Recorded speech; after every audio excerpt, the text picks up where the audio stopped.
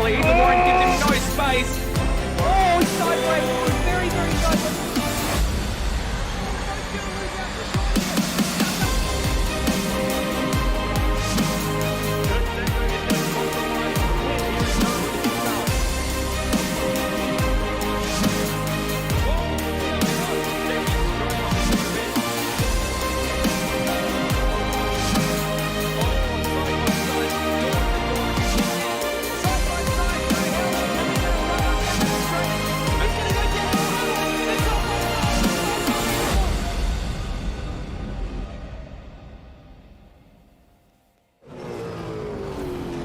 Very good evening to you wherever you're watching around the country and indeed the world.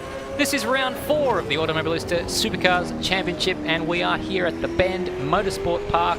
My name's Stairs. It's my absolute pleasure to welcome Madbird to the box. Thank you very much, Stairs. Yes, we are here in our home state of South Australia at the Bend Motorsport Park, just outside of Tailem Bend and very near to the world famous old Tailem town. Oh, absolutely. We spent a lot of time last year when we went to the Bend trashing it as a venue and Tailem Bend. This year I'm going to offer nothing but praise for one of the finest towns in Australia. Fantastic. It is up there with Sydney. It is up there with Melbourne. Better than Sydney and Melbourne. Well, I mean, house prices are much more affordable. much bigger block sizes as well than you'll get. You'll get a much better block in the centre of Tailem Bend than you will at the centre of Sydney or Melbourne. True words have never been spoken, Madbird. Let's have a quick look now at the point situation heading in to the fourth round.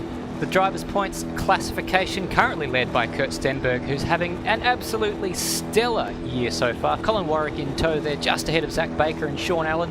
And then Benjamin Dahlia, last year's Super 2 champion, in 5th ahead of Brody Steen. RSM Latino rounds 7th place. And then we've got Luke Rosella, who's missed the odd race, in 8th ahead of Brapp. And then Alex Cattle is in at 10th place, rounding out that top 10.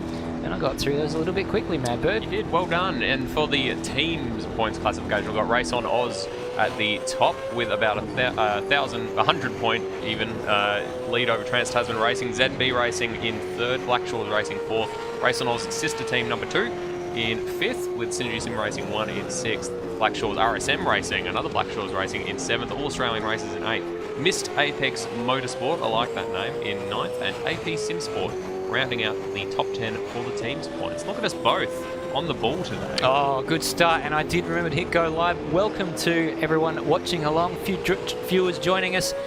We've got Bob in the chat saying, get to the chopper. Our good friend Michael Zalavari saying, something seems fishy here.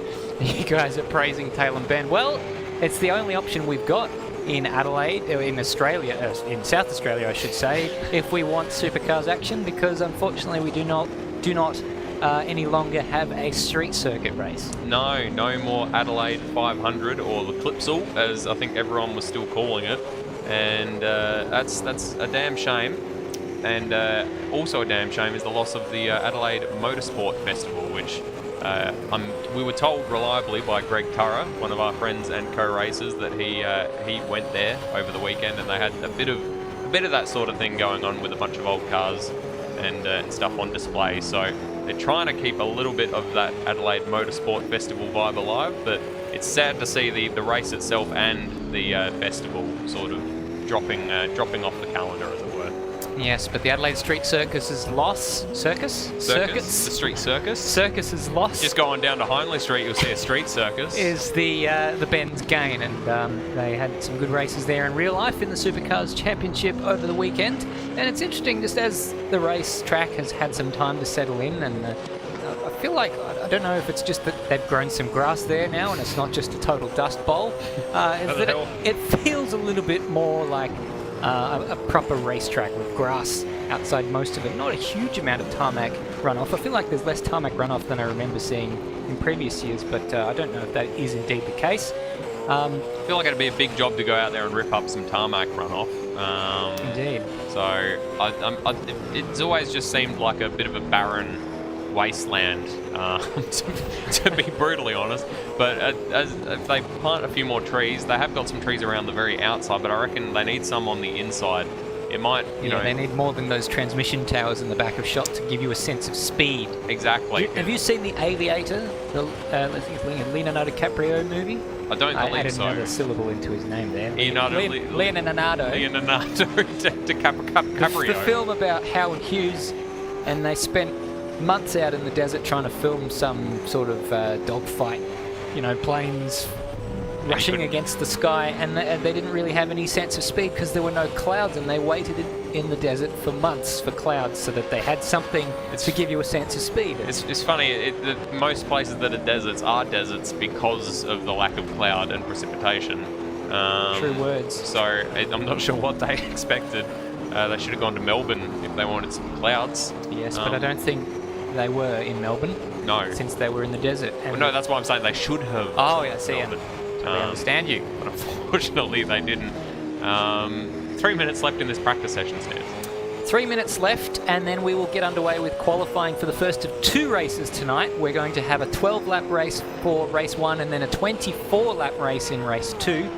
And both of those races will have a pit window, a compulsory pit stop and a pit window within the first, well, for race 1 between laps 1 and 8, and then for race 2 between laps 1 and 20. We will reiterate that as it becomes more relevant due to it being a current issue. Oh, we should leave it and let them guess. Instead of a future issue. Let them guess as the people that have been here from the start that get to have the actual information that will make it an enjoyable broadcast for them. Yes, I see what you're getting at. Mm-hmm. 10-minute qualifying sessions, Madbird. We've been having the 5-minute qualifying sessions with the 3 races that we've had in the Simmons Plains round and before that. So the 5-lap qualifying sessions were really, really like flash in the pan. Yeah. Punchy.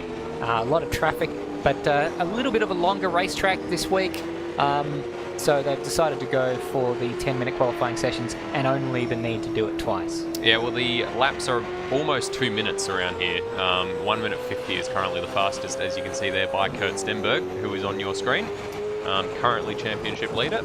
And so if they had a 5-minute qualifying with that sort of lap times, you'd be lucky to get 3 laps in.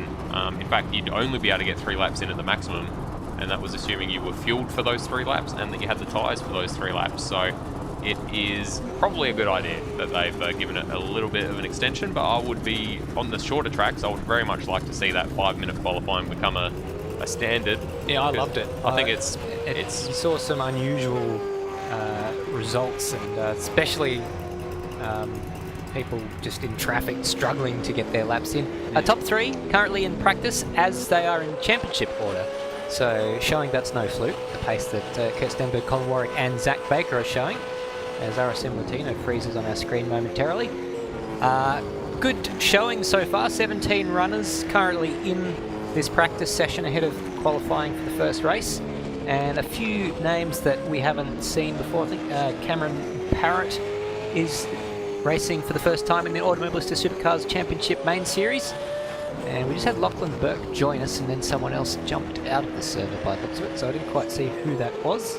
Kai Jones is a name I'm familiar with, but I can't remember for the life of me why that would be. Hans Brunswick, we know. Good to see Hans racing. He's been signed up. Put his mouth where his put his money where his mouth is somewhat, as he's been in the chat quite a bit. There he is in that beautiful Mustang.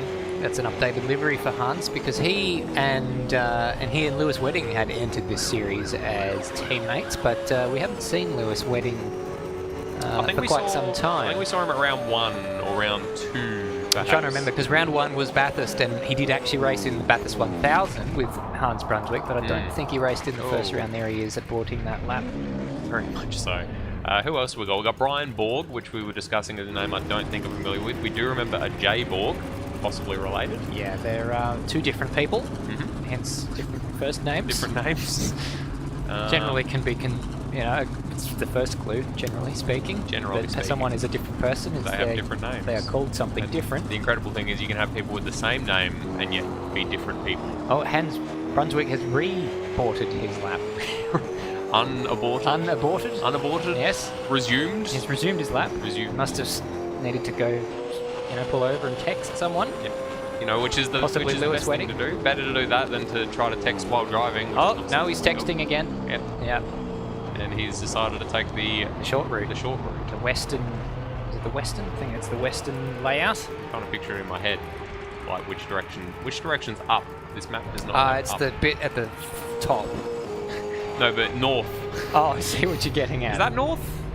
Is the pit straight on the southern end? This is no good to our viewers, you pointing. No, the pit straight. I'm not 100% sure, to be honest. So we might do some research while the timer hits 0. Because I think the pit straight is sort of in line with the freeway, which is sort of east to west. It's kind of diagonal though. It's like in line but diagonal. So, so you're wrong. Yes, appears to be that way, doesn't it? I know what you're getting at because it seems like it is because the way the car park is, but it is in fact not. It is actually. So turn 1. This basically the main straight goes towards north as you're heading towards turn 1. I am 90 degrees off with my prediction. But that's not as bad as 180 degrees off. Which, alright, so... Let's reacquaint ourselves, Madbird, with the track, because this is it. This is the start-finish, and the turn names... Well, the turns don't have names yet. We've just got 1 through 6. That's the first sector.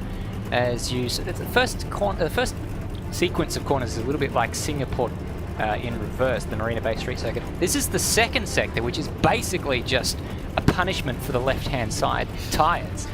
And then heading into the final sector here, where there's some little short chutes to end the lap. And funnily enough, we had 3 races last year. There are the previous winners. We didn't in 2021. And when I say didn't, I mean don't, because it's present. We are in 2021. And the pole sitters there were Dane Warren, Ethan Warren, Dane Warren. Neither of the Warrens in evidence tonight. So there's going to be a new winner if Sean Allen can't manage to win. Look how well lined up those ZB cars are in the background. They are bang on. They are bang on. Look at them. All the rest of them, it's an absolute schmozzle. Oh!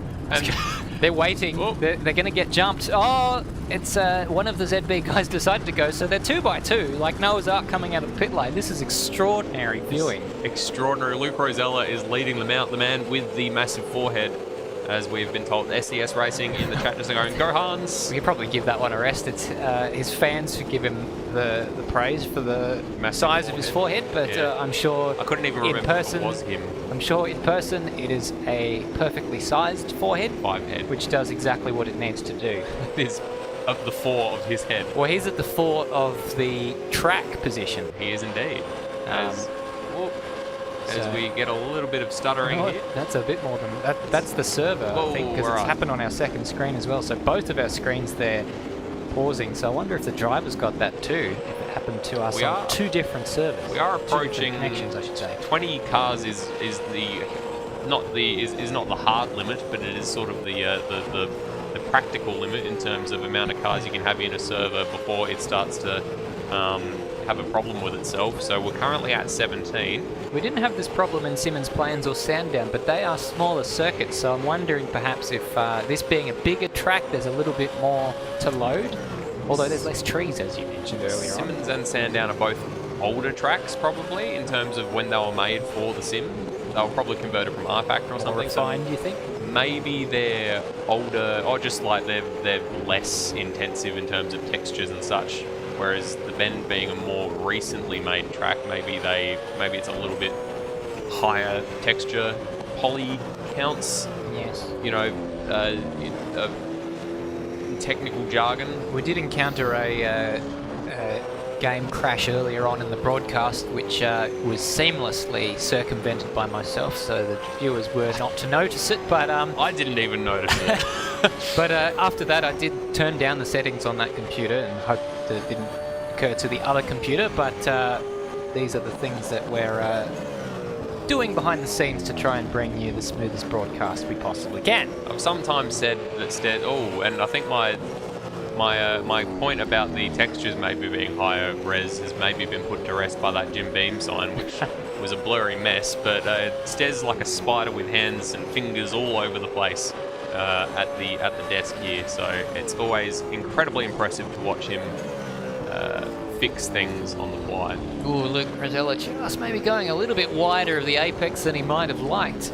as he brought the first sector to a conclusion. A 39.495 is the first timing split for the first driver out on track, which is the man you are currently looking at, Luke Rosella, backing it in through this punishing section of the racetrack. Yeah, it's basically like the Shaheen team decided that so we really don't like left-hand tyres, and we want to give them a solid whipping, and that's basically what all of the second sector is, as you said, Stairs. It's all right-hand turns, and all of them quite fast and quite heavy in terms of the amount of weight that they lean on those left-hand tyres. Currently Kurt Stenberg fastest through the first sector, surprising no one. Yeah, so he did a 39.2 in comparison to a 39.5, the man you're looking at right now, Luke Rosella. So Kurt Stenberg very much on target for another provisional pole position. We'll see the end of this lap from Luke Rosella before Kurt Stenberg finishes his lap. 114.898 for the second sector. Do you know what that compares to for it is Luke Rosella at all? Faster than Luke Rosella by about a tenth of a second. So not huge gaps to Kurt Stenberg, but he is eking out that little bit of an advantage. And no traffic to speak of for Kurt Stenberg, so he'll round the final corner without too much trouble at all. And that looks like he's going to lay down a marker. Colin Warwick has bested Luke Rosella in the meantime, and Kurt Stenberg finds 3/10 on his admin friend and colleague. Stairs, there's 5 minutes and 30 seconds left in this session. If we had been doing the 5-minute qualifyings, then we would pretty much be done already. We would be lucky to get 2 laps in.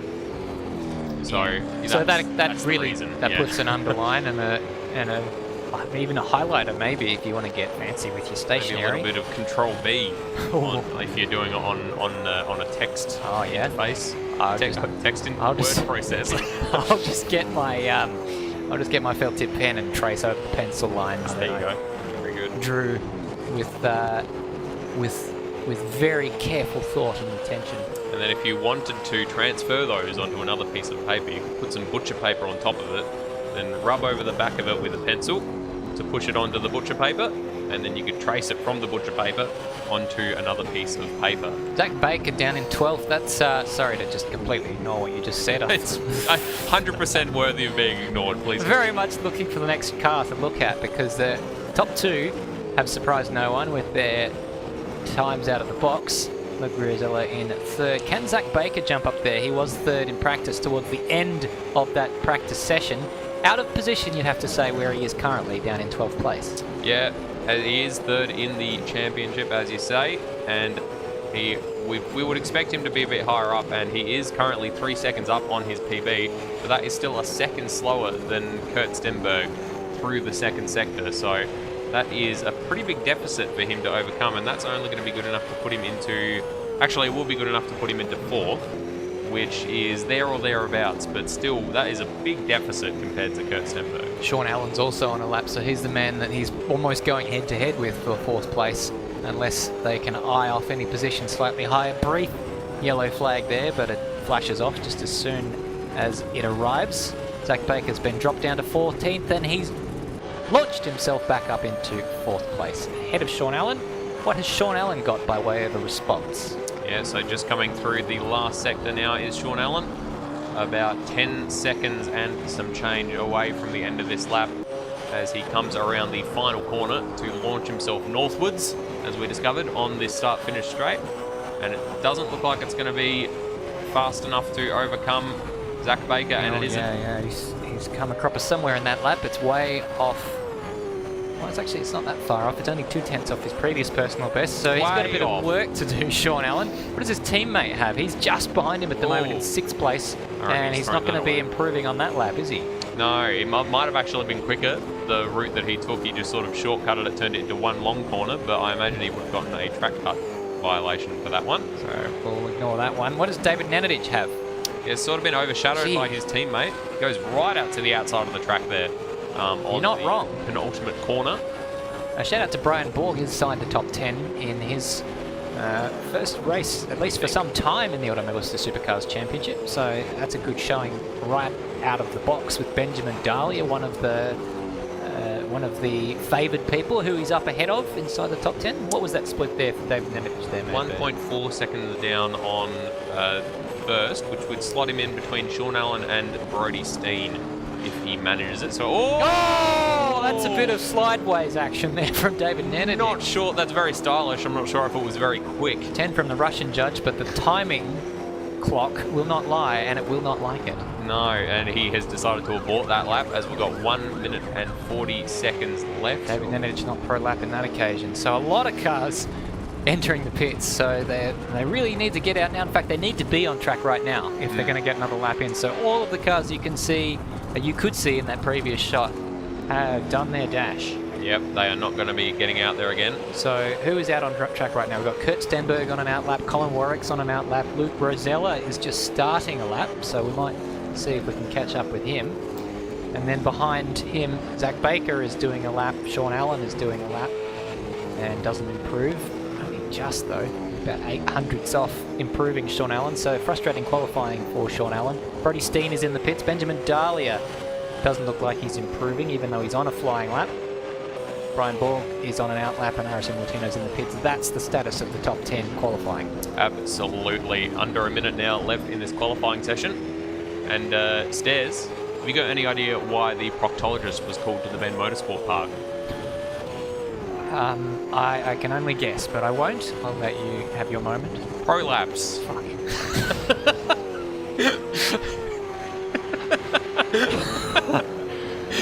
Well, Kurt Stenberg's definitely done the pro lap so far. 150.5 is very much pole position sort of time as it stands. Luke Rosella maybe with a little bit of traffic. You saw him flash the lights there. He's allowed to have the lights on as he's on a qualifying lap.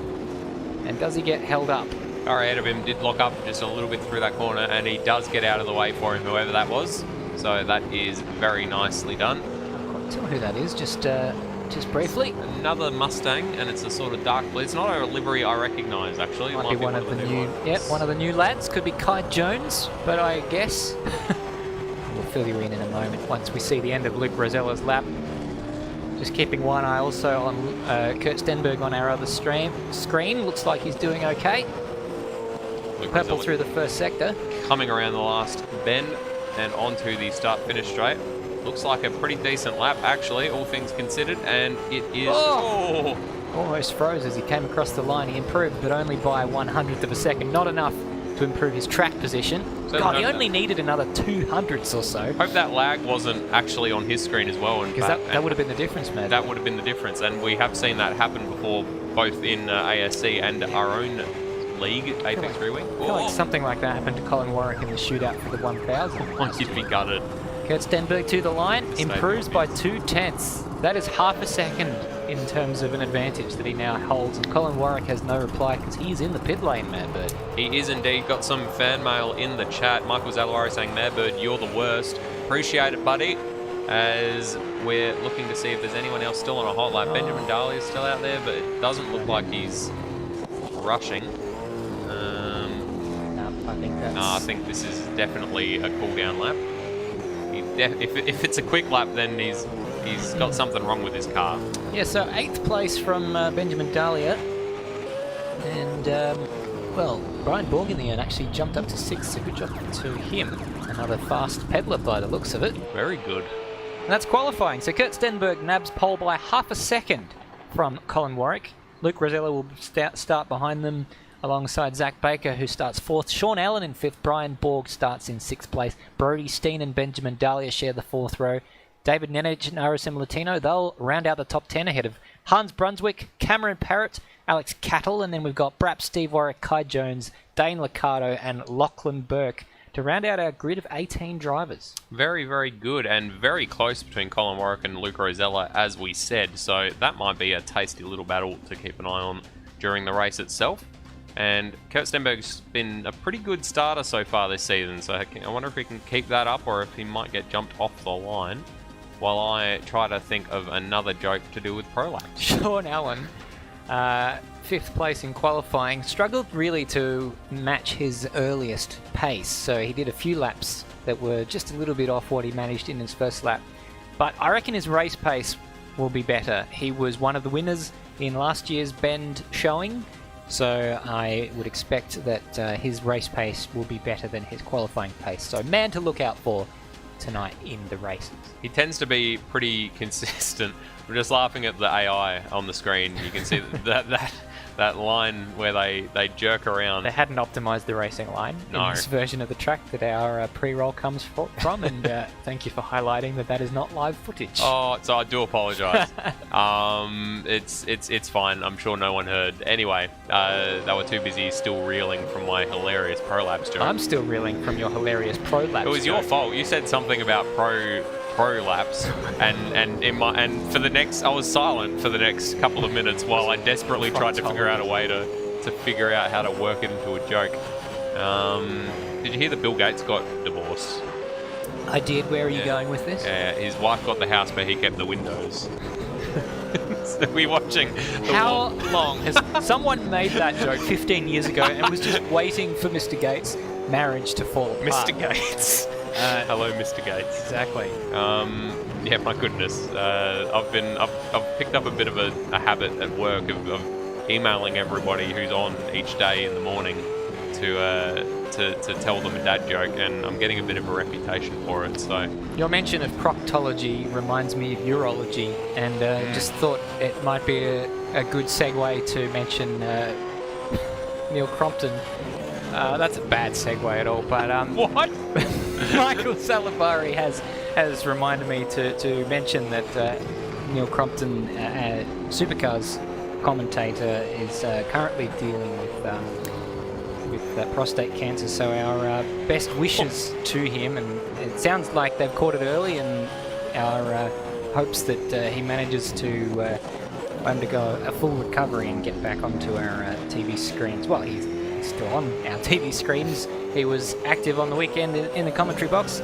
A lot of people saying, you know, that this man has become like a family member to a lot of people with the amount of time that he spends on our TV screens over the weekends during the Supercars Championship. So best wishes to Neil Crompton. Yeah, I didn't mean to laugh. It just felt very disingenuous. It was a bad segue. To segue from urology to and a joke about proctologists to talking about that. But yes, absolutely, not something to sniff at.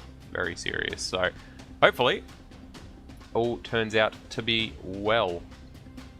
All right, well, that's the end of the warm-up session. Time it has elapsed on that particular time in our lives, and here is another reminder of the racetrack. So 4.95 kilometres, one of the longer ones in supercars.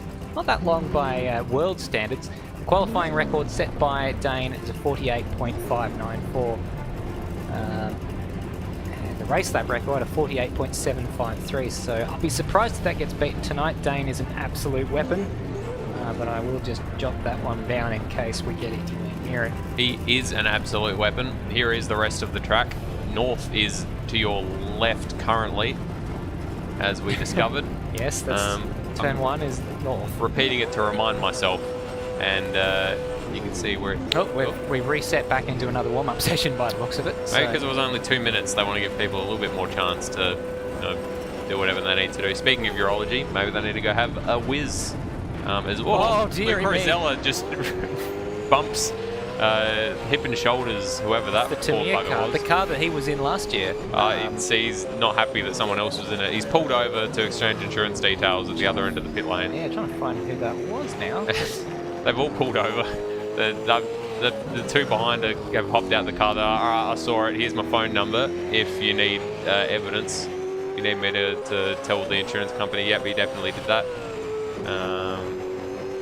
I did that once, and the insurance company called Dane me. Liccardo.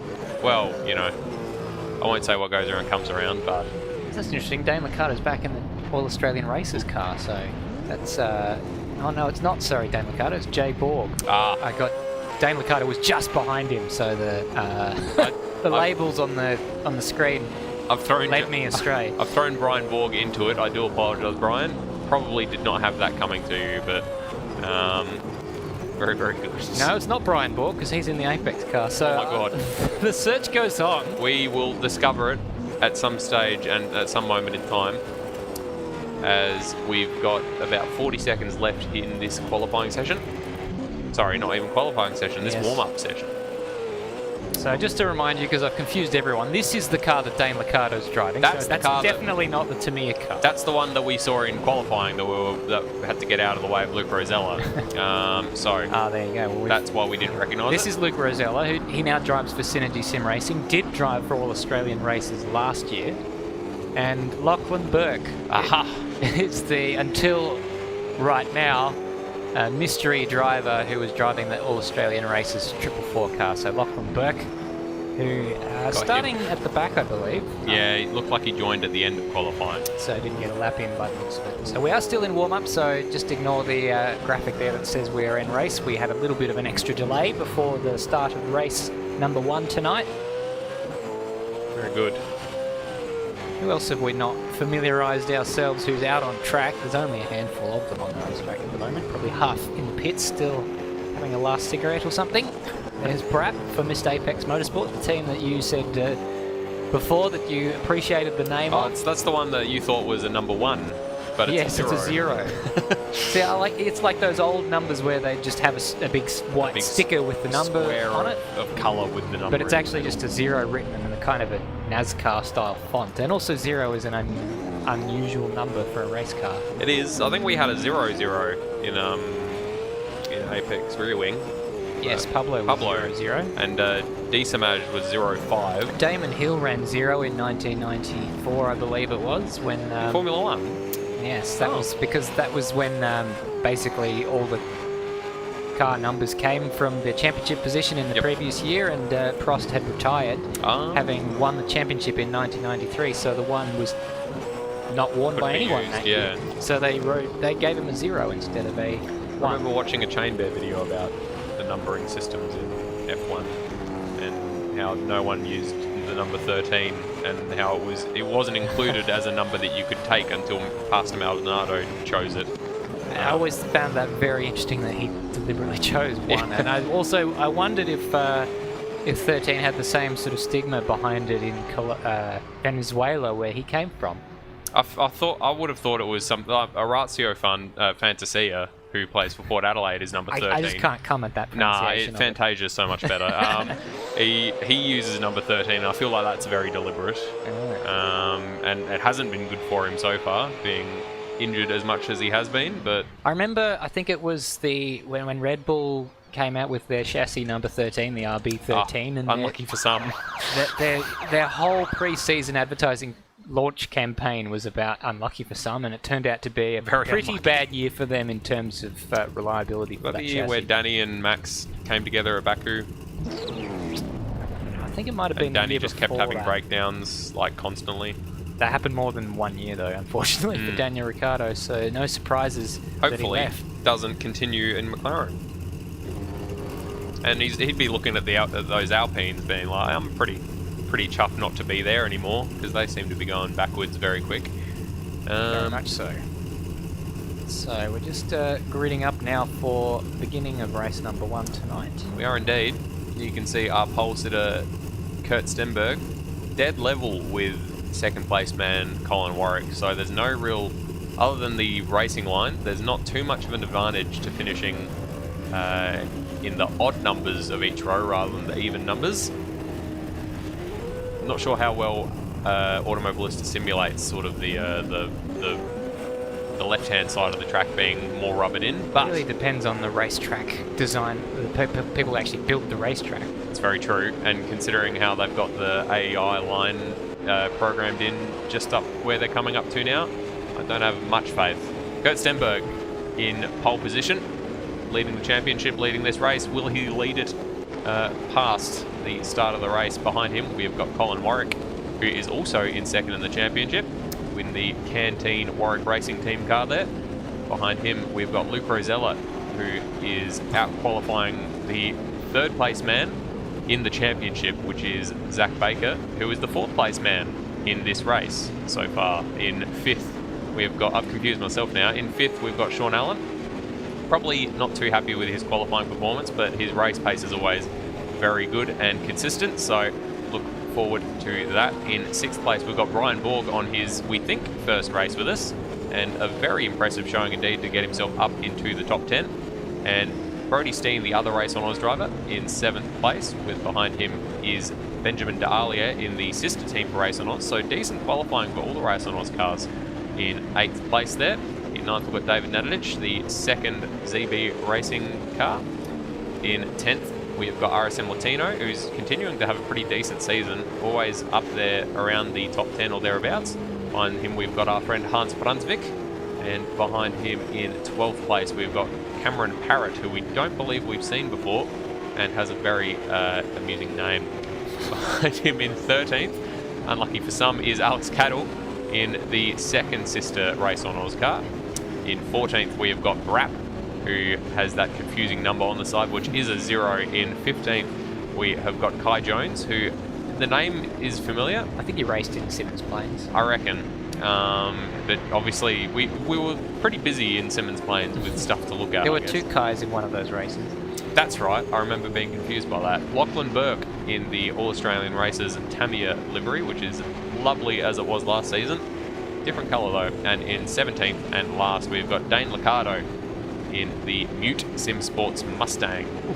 Oof. It's a little bit close there behind Lachlan Burke and Kai Jones, all sort of concertinaed up. I like the switch up in the colour scheme for the Tamiya car for all Australian races. It was white. The white one was good, but yeah. I like the black as well. I know, it's good. They'd look good as a team, like if they had both cars out there. Yeah, the set would be fantastic. I'd love to complete the set.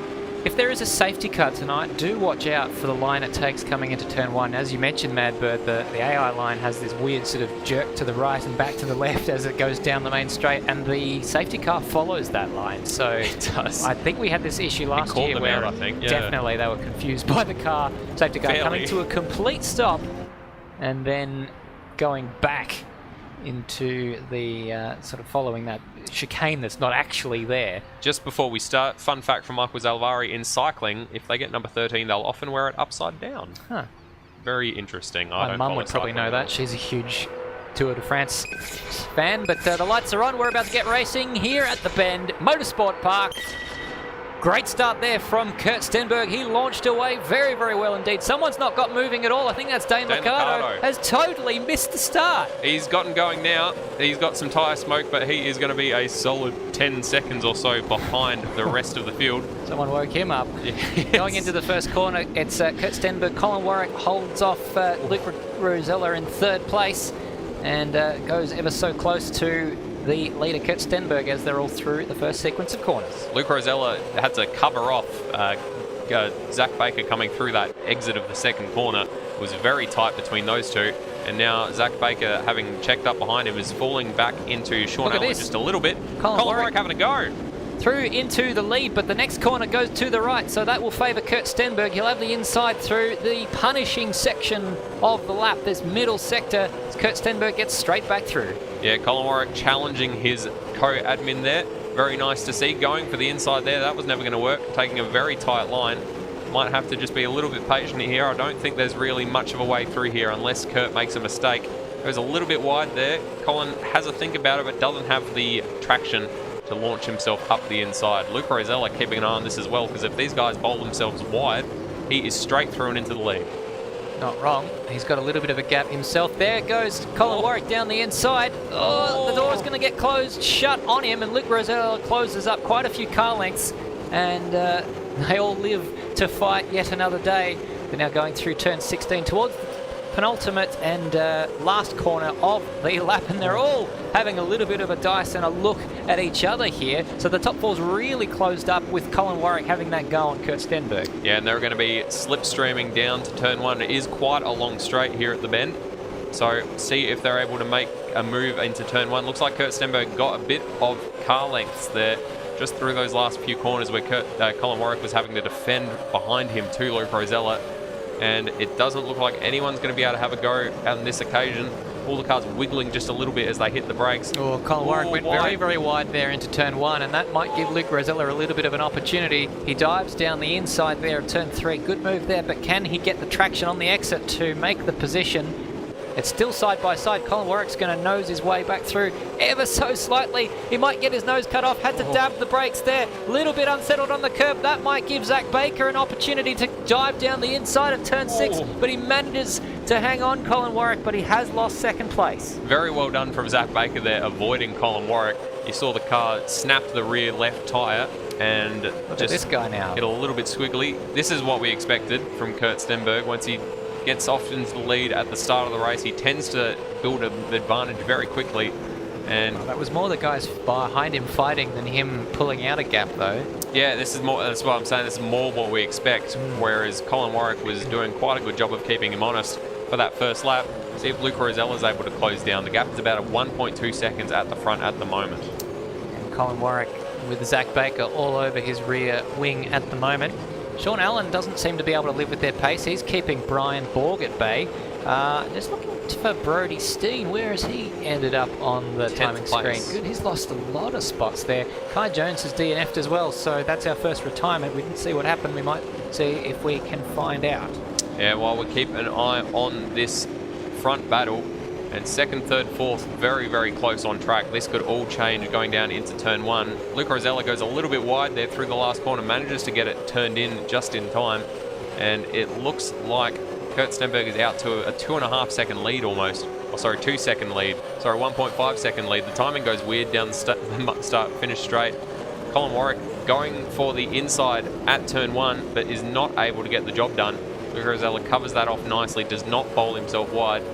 And Colin Warwick thinks about a dive down into the entry to turn 3, but that would have been an absolute airplane crash. Thinks better of it, and they continue on as they were.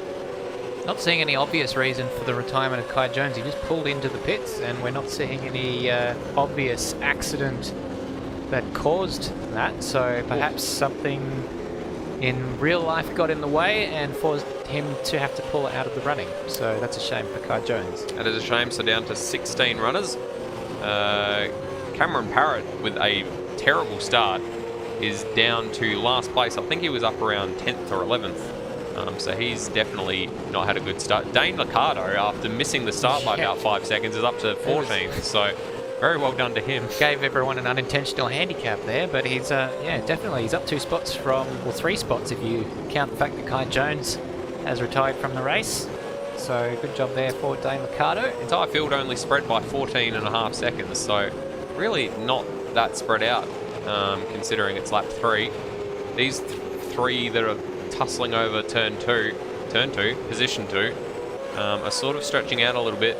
Luca Rosella is managing to build a bit of a gap while Colin Warwick's having to defend from Zach Baker behind. So Colin Warwick's not without pace though. He's just set the fastest middle sector of the race so far. 37.7, and that compares to Kurt Stenberg at 37.8, but actually 0.3 faster than the 2 cars he sandwiched in between through that middle sector. Colin Warwick faster than Luca Rosella and Zach Baker in that middle sector. Kurt Stenberg setting the fastest lap, surprising no one. 151.581, and Luke Rosella's just bested that. Actually, we've got 2 purple laps. No, Kurt Stenberg has responded with a 51 flat. That is unbelievable pace right there. We've got a bit of a train going on here behind David Nenadich. Brody Steen getting a face full of smoke as David Nenadich runs wide in 8th place. Behind him, we've got Hans Brunswick, RSM Latino. Look at that daisy chain. There's a lot of cars headed here by the sort of the B drivers for these 2 teams, which is probably a little bit harsh to say, but it always seems to be Zach Baker and Sean Allen who are up the front. Side by side. A little bit of side by side there between Brody Steen and David Nanadich, and it looks like Brody's gotten the job done, had much better traction on the inside. Luke Rosella has bowled it wide and has given up position to Colin Warwick. We'll see if we can catch a replay there. Luke Rosella has gone wide. It's Luke Rosella has taken Luke Rosella. So it was through the punishing sector. This was where he was under pressure because Colin Warwick was so much faster through there, and just a little snap of oversteer into the grass. He did actually well to recover and still hold on to 3rd place. But when he cut back, he actually still has managed to keep Zach Baker behind. So good job there from Luca Rosella to minimise the pain of that moment. Yeah, very well done. I would have thought that would have been a couple of lost positions considering how close together they were. But he's managed to hold on to it and can now set about trying to overtake Colin Warwick again. Meanwhile, Kurt Stenberg out to a 2.3 second lead. You can just see him there in the distance going through turn 1. 1/3 distance through this race. Turn 18 even. 17 wrong. That's the one on the south end of the racetrack. Ah, yes. You can see why I was confused. Yes, but I mean, there's really no other markers that could help you ascertain the directions, because landmarks are few and far between in this part of the world.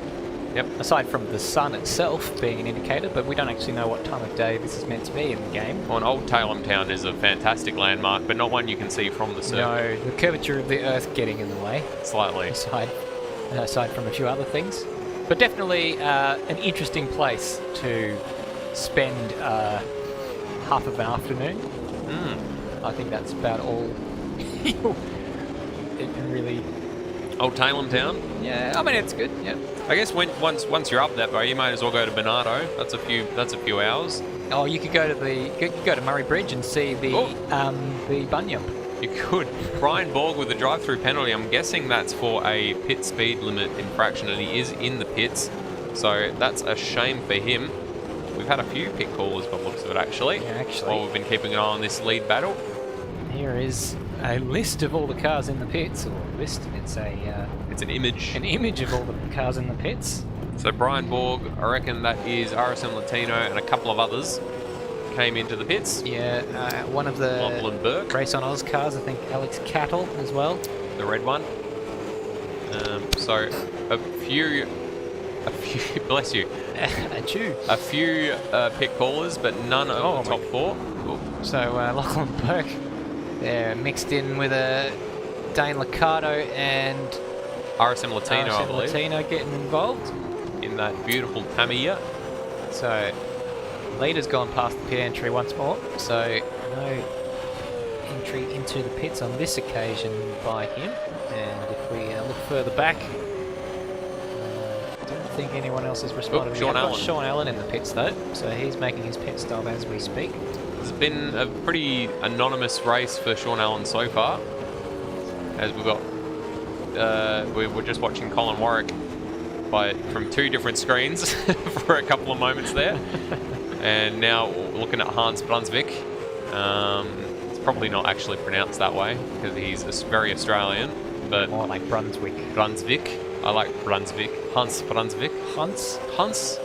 Oh, Hans. He did correct us that his pronunciation was Hans and not Hans, which is a bit of an Australianisation of Hans, which is the on your hands proper German pronunciation of the name. It looked like David Nedich sort of bowled himself a little bit wide there, as we're watching Kurt Stenberg still with a 2-second lead over Colin Warwick, and another 1.2 seconds. Just coming out of the pits. We've also had Brian Borg. Oh, that must be his drive-through. His drive-through penalty, presumably. Yeah. There is the drive-through penalty, so that's a huge pain for Brian Borg because he was running well actually. He was.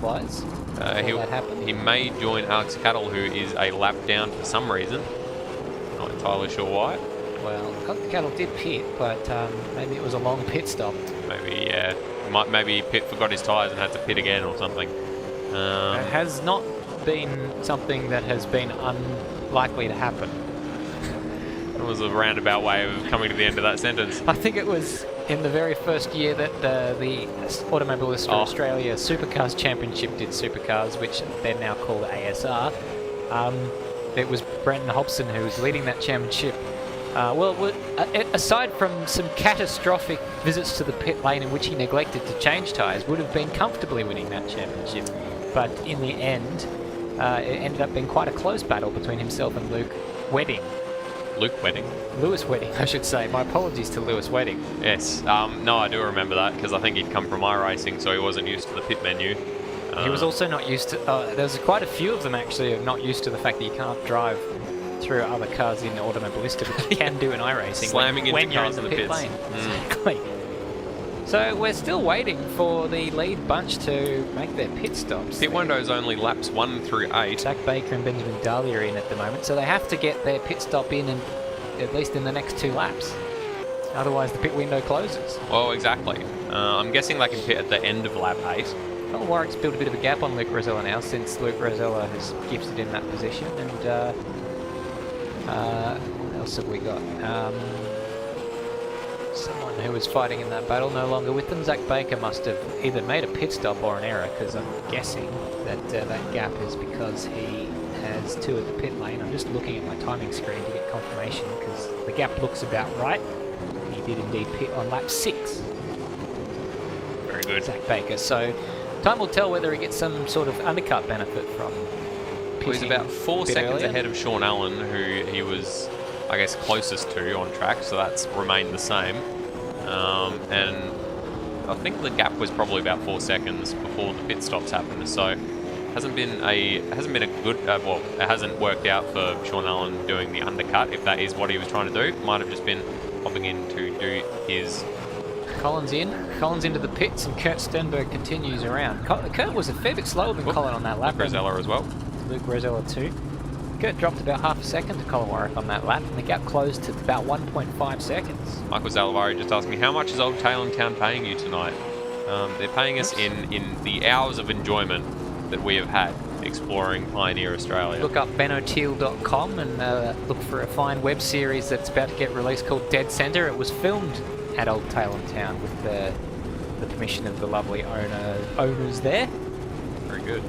Colin Warwick now on his way, and Brody Steen into the pits as well. Luke Rosella is about to get released, and we've also got David Menedich by the looks of it coming in there. So where is Zach Baker? He must be reasonably close to these two. He is. He's not though. No, there he is in the distance. So he is a fair. I mean, they're still getting up to temperature and speed. So he'll probably close up a little bit, but you can see there, that's probably about half a second between the two of them. Oh, I guess that's probably what it was before the pit stop. Probably. They have extended out just a little bit. Kurt Stenberg's still yet to pit, so he's going to have to at the end of this lap. You would hope he knows the rules. Well, this will be interesting. Colin Warwick did very well last round to get a bit of an undercut by pitting a bit earlier, but his tyre life was absolutely nowhere, so he lost track position late in that race. He's pitted earlier than Kurt Stenberg this time. Time will tell what his tyre life is like, but his pace at the moment, well, his pace before he came in and made that pit stop was slightly faster than Kurt's pace. I don't know if that's because Kurt made a mistake though. Very possibly. And I mean, Colin Warwick's he's only undercut him by 1 lap, so it won't be that pronounced as Kurt does come in, so he does know the rules. Well, if he didn't do that, I'm assuming he would be disqualified. Dequalified. DQ'd. I meant to say DQ'd and then ended up saying dequalified. Disqueued. As Colin Warwick's coming through the final sector as we speak. Kurt Stenberg there, you can see in the picture-in-picture. Just pulling into his pit box now, as Colin's got about 2 corners left to go after this one. Gap was what, about a second before the pit stops? About 1.5, I reckon. I saw it at last before Colin peeled into the pits. Kurt's released, trundling towards the edge of the pit lane. Oh, he should have it. He should do. He's got almost the entire pit lane, but Colin Warwick is already up to speed, shooting down the pit straight, and looks like Kurt Stenberg does have it. Yeah, quite easily. Oh. I mean, it's down below a second there, and Kurt's going to have a few nervy moments while he gets those tyres back up to temperature. He will have the tyre life to the end of this race. Only 3 laps on those brand new tyres, so they should give him no trouble at all. Very good. We're set to times 2, but look at the extra run there. New tyres don't offer enough grip until they're up to temperature, and Colin Warwick very much are up to temperature. He's going to have a dash down the inside here. You know he is, down into 6. Side by side, Kurt Stenberg gives him the room, but not a little bit more. This is a bit of a replay of what we saw in the early laps, but Colin Warwick might be just a little bit clear. Is there a little bit of a nudge, a little bit of a pit manoeuvre from Kurt Stenberg on Colin Warwick? Colin Warwick has the position for now. Just a little bit of bumping on the rear there for Colin Warwick, but that was very well done. He knew he had to get the job done quickly if he was going to take advantage of those grippier up to temperature tyres, and now he's got 3 laps up to the end of this race to try to hold on to this position, as Kurt Stenberg, I imagine, will be on him the entire way. He's going to have to look out now though. Kurt Stenberg has got confidence back because his tyres are up to temperature, and now he's all over the back of Colin Warwick. Yeah, Colin's just got to try to remain calm and ignore the fact that he's got a raging Kurt Stenberg filling his rearview mirrors. Colin Warwick is going to have a try. There's absolutely no way that you're going to be left guessing whether he tried and gave it his all. This is exactly what he's doing right now. But Kurt Stenberg is basically been in a class of his own this year. Is he going to be in a class of his own tonight, though? Can Colin Warwick match him in the last few laps of this race? Well, Colin, I believe, hasn't won a solo race. He's won the Bathurst 1000, but hasn't won a regular series race, as Luke Rosella sets the fastest lap. From Luke. Well, Luke. As they all wiggle going over that odd line in the pavement. But yeah, I think Kurt actually was not quite as quick through there. Colin Warwick's got a few car lengths through turn 1. Looked as if Colin had to brake a lot harder there for turn 3 in comparison to Kurt, but it is not enough for Kurt Stenberg to be having a look down into the hairpin. Not quite as close as he was on the previous lap through here. No, maybe he's Well, they were side by side this time last lap. saving himself up for a lunge later on in the lap, perhaps, because that looks like it's expanded out to quite a few car lengths there, about half a second between the two of them, in fact. So This was the section of the track that Colin Warwick was so strong at earlier. 39.2 in the first sector from Colin Warwick, which is the fastest first sector in the entire race. so he's lifting to the challenge. Colin Warwick, Kurt Stenberg has just sort of closed though in the last few corners. Colin Warwick has been a little bit wide of the line that Kurt took. So coming through the end of the second sector. One more sector left in this lap, and then 2 more laps to go. Colin doing well, but a little bit of a wiggle there in the braking zone in that left-hand turn. Kurt's not closing as much as I thought he would though. Oh, there was a bit of a snap there for Colin Warwick. Did well to hold on to it as he exited that corner. And down into, I believe, the penultimate corner. Kurt Stenberg closes up under braking. Gap is under 0.4 of a second. Scintillating battle for the lead here. After this lap, just 2 remaining. Can Colin Warwick hang on for a famous victory here at Tailem Bend? Luckily, there's not too much of a slipstream advantage as Kurt Stenberg sets the fastest lap of the race, despite looking a bit slower than Colin for the first 2 sectors. A little bit too far back to make a dip down into turn 1 here, and Colin Warwick has been solid in turn 1. Fastest first sector in the previous time, but Kurt was fastest through the middle and the last sector on the previous lap, so they're trading sector times. Kurt Stenberg's definitely closer on this lap though. Colin takes a much tighter line into turn 3, has to brake a lot more, whereas Kurt takes a wider line and gives him a good run down into turn 6 here. Not good enough for him to get up alongside. Looked like a little bit of a lock up from one of them, or not sure which one. Yeah, I think if anything, Kurt was the one who went slightly deeper into that corner. Colin Warwick's been absolutely mega on the brakes here. Is he a little bit wide through there? He's been very strong through this section, but Kurt is just inching meters back. It ebbs and flows as they make their way through the different apexes of this sector.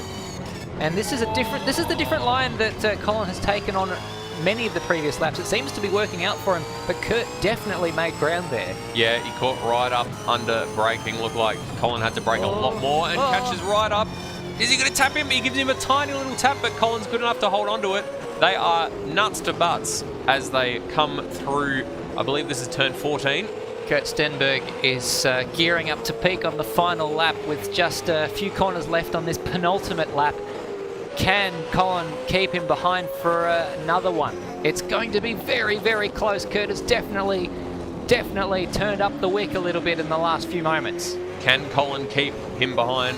Excellent little iteration from my co-commentator as Colin Warwick goes through the last corner. Oh, bit of a wiggle there for Kurt Stenberg. That's going to cost him a few car lengths there, but Colin hasn't managed to shake Kurt Stenberg. He's got the toe. Is he close enough to have a go down into turn 1? I should think he just isn't. Colin's been so strong in turn 1 here, and this is no exception. Colin Warwick holds Kurt at bay for the time being. Unflappable and covers off the inside. Does not want Kurt to go Oh, there up was the contact inside. there. Bit of Morse code into the back of Colin Warwick. That's cost Kurt Stenberg the opportunity to make the move into 6, or has it?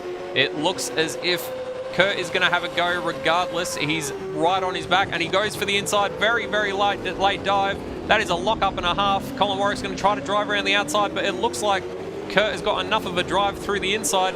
Colin's going to have the inside into the next corner, And the next sequence of corners even. Still side by side. Kurt on the outside, Colin Warwick on the inside. At a certain point, the track's got to go a different way, but Colin still has the inside. He's trying to get himself clear, but then the next corner goes the other way, so that hasn't quite worked out. He sticks his nose around the outside. He's still there. He's still there. It's hard to tell who's in front. Right now, the next corner is going to go to the right, so that's going to favour Colin Warwick, but he's got to get himself clear enough that Kurt Stenberg can't go around the outside and give himself the advantage for the next one, but they're still side by side. Colin Warwick has lost the position there for a second, but he's still going to try to duck up the inside of Kurt Stenberg, trying to get a drive down the inside of turn 15. Looks like he might have done it, but then it goes back the other way. This is a very frustrating battle to watch as Colin Warwick goes around the outside. He's going to have the outside line into the penultimate corner. Just 2 corners left in this racetrack, and Kurt Stenberg is still on the inside. And who has the advantage? It's basically 50-50 for the last half of the lap. Kurt Stenberg with his nose ahead going into the first corner, drives Colin just a little bit out to the line, but the better drive for Colin Warwick. Is Colin Warwick going to get a nose ahead? Colin Warwick wins by a nose! That was incredible drag race down from the last corner to the line. Incredible racing. That was 2.5 sectors of side by side and nothing between the two of them. Luke Rosella flashing his lights in appreciation from the best view of the house that he had. And my goodness, I can only imagine the heart rate in those cockpits. Yeah, I couldn't believe that. I thought for sure that Kurt Stenberg had managed to nail that down, but Colin Warwick just would not give up. Here is the replay as they came across the line. Matt was on the inside, he didn't quite get the run. Colin on the outside got the better traction, and across the line, that's all it was. That is quite the finish. What a last lap, oh my god, says Michael Zalavari. Absolutely. I felt like I was repeating myself because I had to keep saying that they were side by side because they were. It just continued to be the case. Normally when the racetrack goes to the left and then to the right, someone gets an advantage out of that. It's like I had no idea how that was going to wind up, which is exactly what you want. And apologies to everyone else who we paid no attention to in the last half of that race. I feel like they'll forgive us. Best racing I've ever seen. The actual supercars should learn something from that, says Mick in the chat. And what a finish from Husky. Absolutely. Saw a few viewers just suddenly cropped up. You've just missed, scrub back about 4 minutes and see some of the best racing we've seen in ASC. Colin and Kurt, incredible. Very, very good friends. The 2 admins of this series, absolutely leading by example. That was clean racing and fierce racing. I can only imagine they were in the same Discord channel with each other as well. I'd love to go back and watch Kurt Stenberg's Twitch channel, because I'm sure that he would have been absolutely loving it. Probably didn't love the way that it finished in the end, but he's been having a terrific year regardless. Second place, I'm sure he can't be too disappointed to miss out only by 25 thousandths of a second in the end to Colin Warwick, who gets his first victory of 2021. It was very, very, very generous racing from both of them as well. Kurt could have run Colin right to the outside of the track and off the curb, but he didn't. Gave him enough room, and that bit of an extra run around the outside was the extra pace that Colin needed to get to the line with his nose just ahead. Precision. Oh, can't wait to have a chat. That lit up. With Colin Warwick at the end of the night. We've still got a second race to get through though before that happens. We've got double that to go again. So my goodness, I'm quivering with excitement. Quivering, hey? Quivering, like a someone that's putting arrows in a quiver. That's what quivering is, yeah? I suppose so. Whew. All right. Well, we're going to collect our acorns and just have a little bit of a come down from that. Madbird, what's your biggest takeaway? I don't really know. That was my biggest takeaway is that when it comes down to it, these guys can do some fantastic racing, and that was whew. Yeah, no, I don't really. The biggest takeaway was that last lap, which was just incredible. Kurt Stenberg in the chat saying, "Send help! I've died." I've died. Nick says, "Well, you've died trying, mate." Haha. Still very much leading the championship, although the man who bested him in that race is second in the championship, so Kurt can't afford to relax too much. But wow, he's definitely turned his fortunes around from the Simmons Plains race, has Colin Warwick, where I mean, he got a few podiums, but the tyre wear wasn't there. He's definitely locked into a setup that's working for him tonight. Absolutely. That second sector, as you said, he just seems to be completely set up going through those long turns. I didn't see him dabbing on the brakes at all. Just perfect precision and car balance as he slid through those long, punishing right-handers to hold on to that position. So, or to defend that position even as they were side by side. Might have a quick break, Mad Bird, while we wait for qualifying for race 2 to get underway. Sounds like a plan. We will be back shortly. Don't go anywhere. Hello, everybody. Welcome backstage for the Automobilista Supercars Championship Bathurst 1000 stream, brought to you by Apex Rear Wing. This is just to give you a little look at our setup for the race today. So we've got our big main camera here, which is shooting our desk there. So that's when we're to camera, doing our little wrap-ups and stuff. That's where we're going to be. We've got these lovely green things, just sort of fake foliage to give us a bit of sound muffling, and also some very classy flamingo designs. We've got James behind the camera, currently filming me as I'm speaking. Over here, we've got Stairs, currently doing something very important before the stream begins.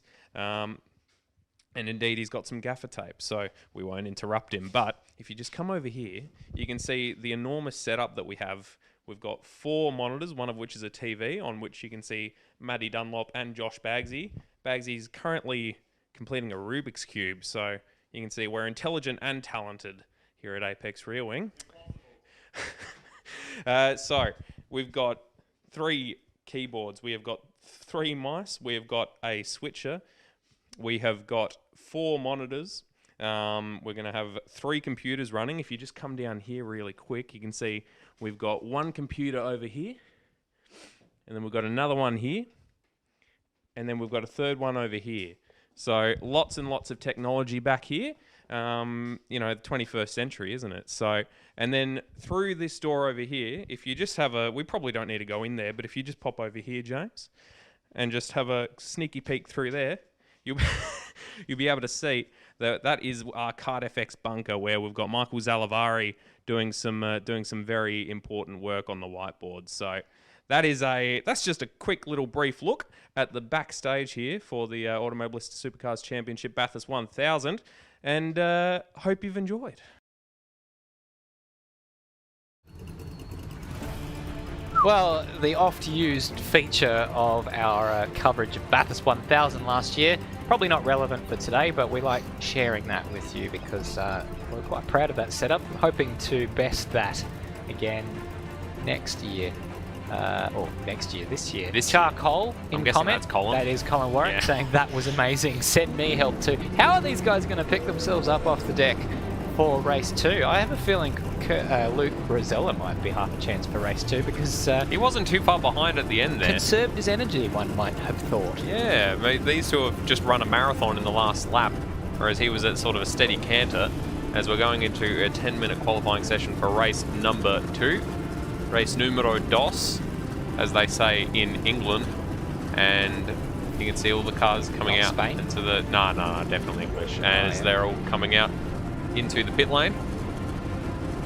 Always enjoy watching the way they somehow manage to get themselves sorted into an order, and it is Luke Rosella at the head of the field once again. He did that in qualifying 1. Beg your pardon, it isn't. There is a car in front of... I think it's a ZB, maybe Zach Baker's gotten out ahead. And one of the ZBs stayed in the pit lane, and the other one launched itself straight into the onto the racetrack. And it is David Nenovich indeed leading. Yeah. So Zach Baker was the one who stayed in the pit lane, at least while we were looking at him. I think he's just got moving now. I know what you mean, though. It always amazes me in Formula 1 how they manage to slot in with about a cigarette paper's width between themselves and someone else when they're coming out of the pit lane. Sometimes it doesn't quite work out. That's very true. ever so slightly. Or sometimes less slightly. That's interesting how much a precision sport Formula 1 is, but they still manage to ruin their qualifying outlaps and trip over each other. It's amazing. More often than not. It's amazing what a precision sport F1 is, but then you have something like Monza 2019, where absolute shambles, Yeah. shambolic qualifying, I believe was how Martin Brundle described it. Any word beginning with SH probably is going to describe that moment. Like chamois. No, that's CH. That's CH. Yeah. Chamois. Chamois. Pronounced Chamois. chamois. The French are people who have a confusing way with words, but I don't have a leg to speak on as a native English speaker in that regard. Yeah, I love that we've got weather and weather, which are pronounced the same and mean very different things and are spelt differently. And I'm sure it's very frustrating learning English as a non-English speaker. Also, the inconsistent grammar and spelling rules. David Nenadic starts his lap, the first man to start a qualifying lap in this session. So we will watch with eager interest to see what he can lay down on the timing screen. Sort of probably unfairly referred to him as the B driver for ZB Racing in the first race. So let's see if he can. Not the Z driver. Not the Z driver. No. The ZB. So he would be the B driver because the second in ZB. Z is before B. That's correct. Correct. Yes. So he would be the B driver of ZB. But I mean, considering it's ZB and it's Zach Baker's initials, David Nenadic didn't get a look in with his initials in the team name. It's not ZBDN. ZBDN Racing. So he's very much the Bottas to Baker's Lewis in that. That's a bit wide. In regards to the name of the team. But it's called Mercedes. It's not called Hamilton. Well, it might as well be called Hamilton. It was nice seeing Bottas not just move over for him. Actually, but that was an occasion where he probably ought to have moved over, though. Yeah. Considering he was not going to keep Lewis behind anyway. No, and I can only imagine that the next time that they ask him to move over, he will leap out of the way because I imagine Toto has absolutely blown his back out. I've always thought that it was a bit strange when Bottas was like, to whom it may concern FU, when it was a win that he'd acquired through Lewis getting a penalty of some other reason that kind of fell into his lap. And he complains about being a B driver or people calling him a B driver, and then he behaves like one. The Bottas 2.0 that showed up in that Australian Grand Prix, that's the most strong I've ever seen Bottas. What are we on now? Bottas 5.0? Yeah. It just keeps Bottas.exe has stopped working. Keeps getting worse with every version. Yeah. It's just buggy. What do they call it? Bloatware. Bloatware, exactly. It just they keep adding stuff to it, but not actually improving the software. As Luke Rosella immediately goes 1.2 seconds faster. Naked in the Finnish sauna patch has not improved how this works. 1 star. Naked in the sauna patch. So Colin Warwick has gone to the top. So Kurt Stenberg, we wait to see what he has done time-wise. He hasn't popped up on the timing screen just yet. We have picked up Stephen Warwick, father of Colin Warwick. Saw his son's impressive display and decided he wanted to have a crack, so he's dropped in for race number 2. I think he was in race 2. I don't think he was. I don't remember seeing. Oh, he was in qualifying. He might have been. There was actually 17 starters in race 1 and there were 18 qualifiers, so he might have qualified but then didn't start. I was going to say, I definitely don't remember saying Steve Warwick, father of Colin Warwick, during the when we were going through the grid, and I don't think we'd missed that. He might have missed the start of race 1 there. So Kurt Stenberg has jumped into only 7th with his first lap, so he's got a bit of work to do because Colin Warwick has gone straight to the top again on a 50.598. 3/10. There's some time off Dane's pole record, which was in the 48s, you'll remember. Dane is a weapon, as you said. He is indeed a weapon. An absolute weapon. Luke Rosella in 2nd place there by 3.5 tenths of a second. Zach Baker in 3rd. So Kurt Stenberg generally out of position on his first lap, so he might have made a mistake. Trying to figure out what the track looks like. You mean what the map of the track might resemble? What it resembles, yeah. Looks a little bit like a Halo SMG with like a tumour growing off of like the grip. Not as familiar with Halo as you to make that connection. I always thought Monza kind of looked a bit like a gun without a trigger. Well, Spa definitely looks like a gun. An Uzi. An Uzi? As you spelt it, OOZIE. I'm not particularly au fait with. Is it a Russian gun? Good racing, fellas. Had to withdraw from the second race as I'm too tired, said Hans Brunswick. So it was very good to see. Very soft. It was good to see you. Hope you good to see can you. stick around to watch the second race though, Hans, as Kurt Stenberg makes his way into the pits. So. Yeah, he's going to have to get cracking if he's wanting to set a lap time above 7th, because he's only got A few cars in the pits there. probably only got 1 lap in him at this stage, because he's got an out lap and then a hot lap. Colin Warwick opting to start his second run right now. There he is on the exit of the pit lane to begin his out lap. So he should get 2 laps in. So get Stenberg in the pits refueling. Benjamin Dahlia on a lap. Let's have a look at him. We haven't really talked about him much tonight. He's been sort of knocking on the door of the top 5 in some of the races, but he's been further back in race 1. I can't remember actually where he finished. Decent acquisition for a race on Oz. Decent acquisition indeed. Decent acquisition. Sound like I'm someone that knows what I'm talking about. Well, I mean, I keep saying it, but the Formula Ford Victorian champion in 2019, they didn't have a series in 2020, so I don't believe he had the opportunity to defend his title. And then he won the Super 2 Championship in 2020 for ASC. Wonder how that works if a season's called off and then like are you still the defending champion the following 21? season? Yeah. I don't know. Interesting. Michael Zalavari, that seems like a question for you. That seems like the sort of niche knowledge that you would have. Finished 6th actually in race 1, so not that far back. Just behind the regulars, Sean Allen, Zach Baker. We didn't actually talk about the results from race 1 aside from the podium We getters. were too busy just fanning ourselves and not sure how to go on anymore. Benjamin Dahlia slots into 6th in qualifying there, his favourite position evidently. Kirstenberg has been pushed back down to 9th. Colin Warwick still in the top spot. Yeah, so Kurt Stenberg's just on an out lap now, so we've got a little bit of time before he will only have time for 1 lap. Well, if anyone can do it with just 1 go, it's Kurt Stenberg. He's going to want to make it a good one. So just quickly, after Luke Rosella in 3rd place, it was Zach Baker, Sean Allen, Benjamin Dahlia, Brody Steen, Lachlan Burke, David Menedich, and Hans Brunswick rounded out the top 10 for race 1. So Lachlan Burke started back, didn't he? Or rear of the grid? He was up 8 positions. he did start at the back. So 16th. Didn't so qualify. very good return. That was a good start, a good race for Lachlan Burke in the Tamiya All-Australian Racers car. Colin Warwick, goodness gracious me, that poor engine. Did you hear the downshift? Oh, you're not wearing I'm not wearing headphones, so I wouldn't have. The downshift was brutal.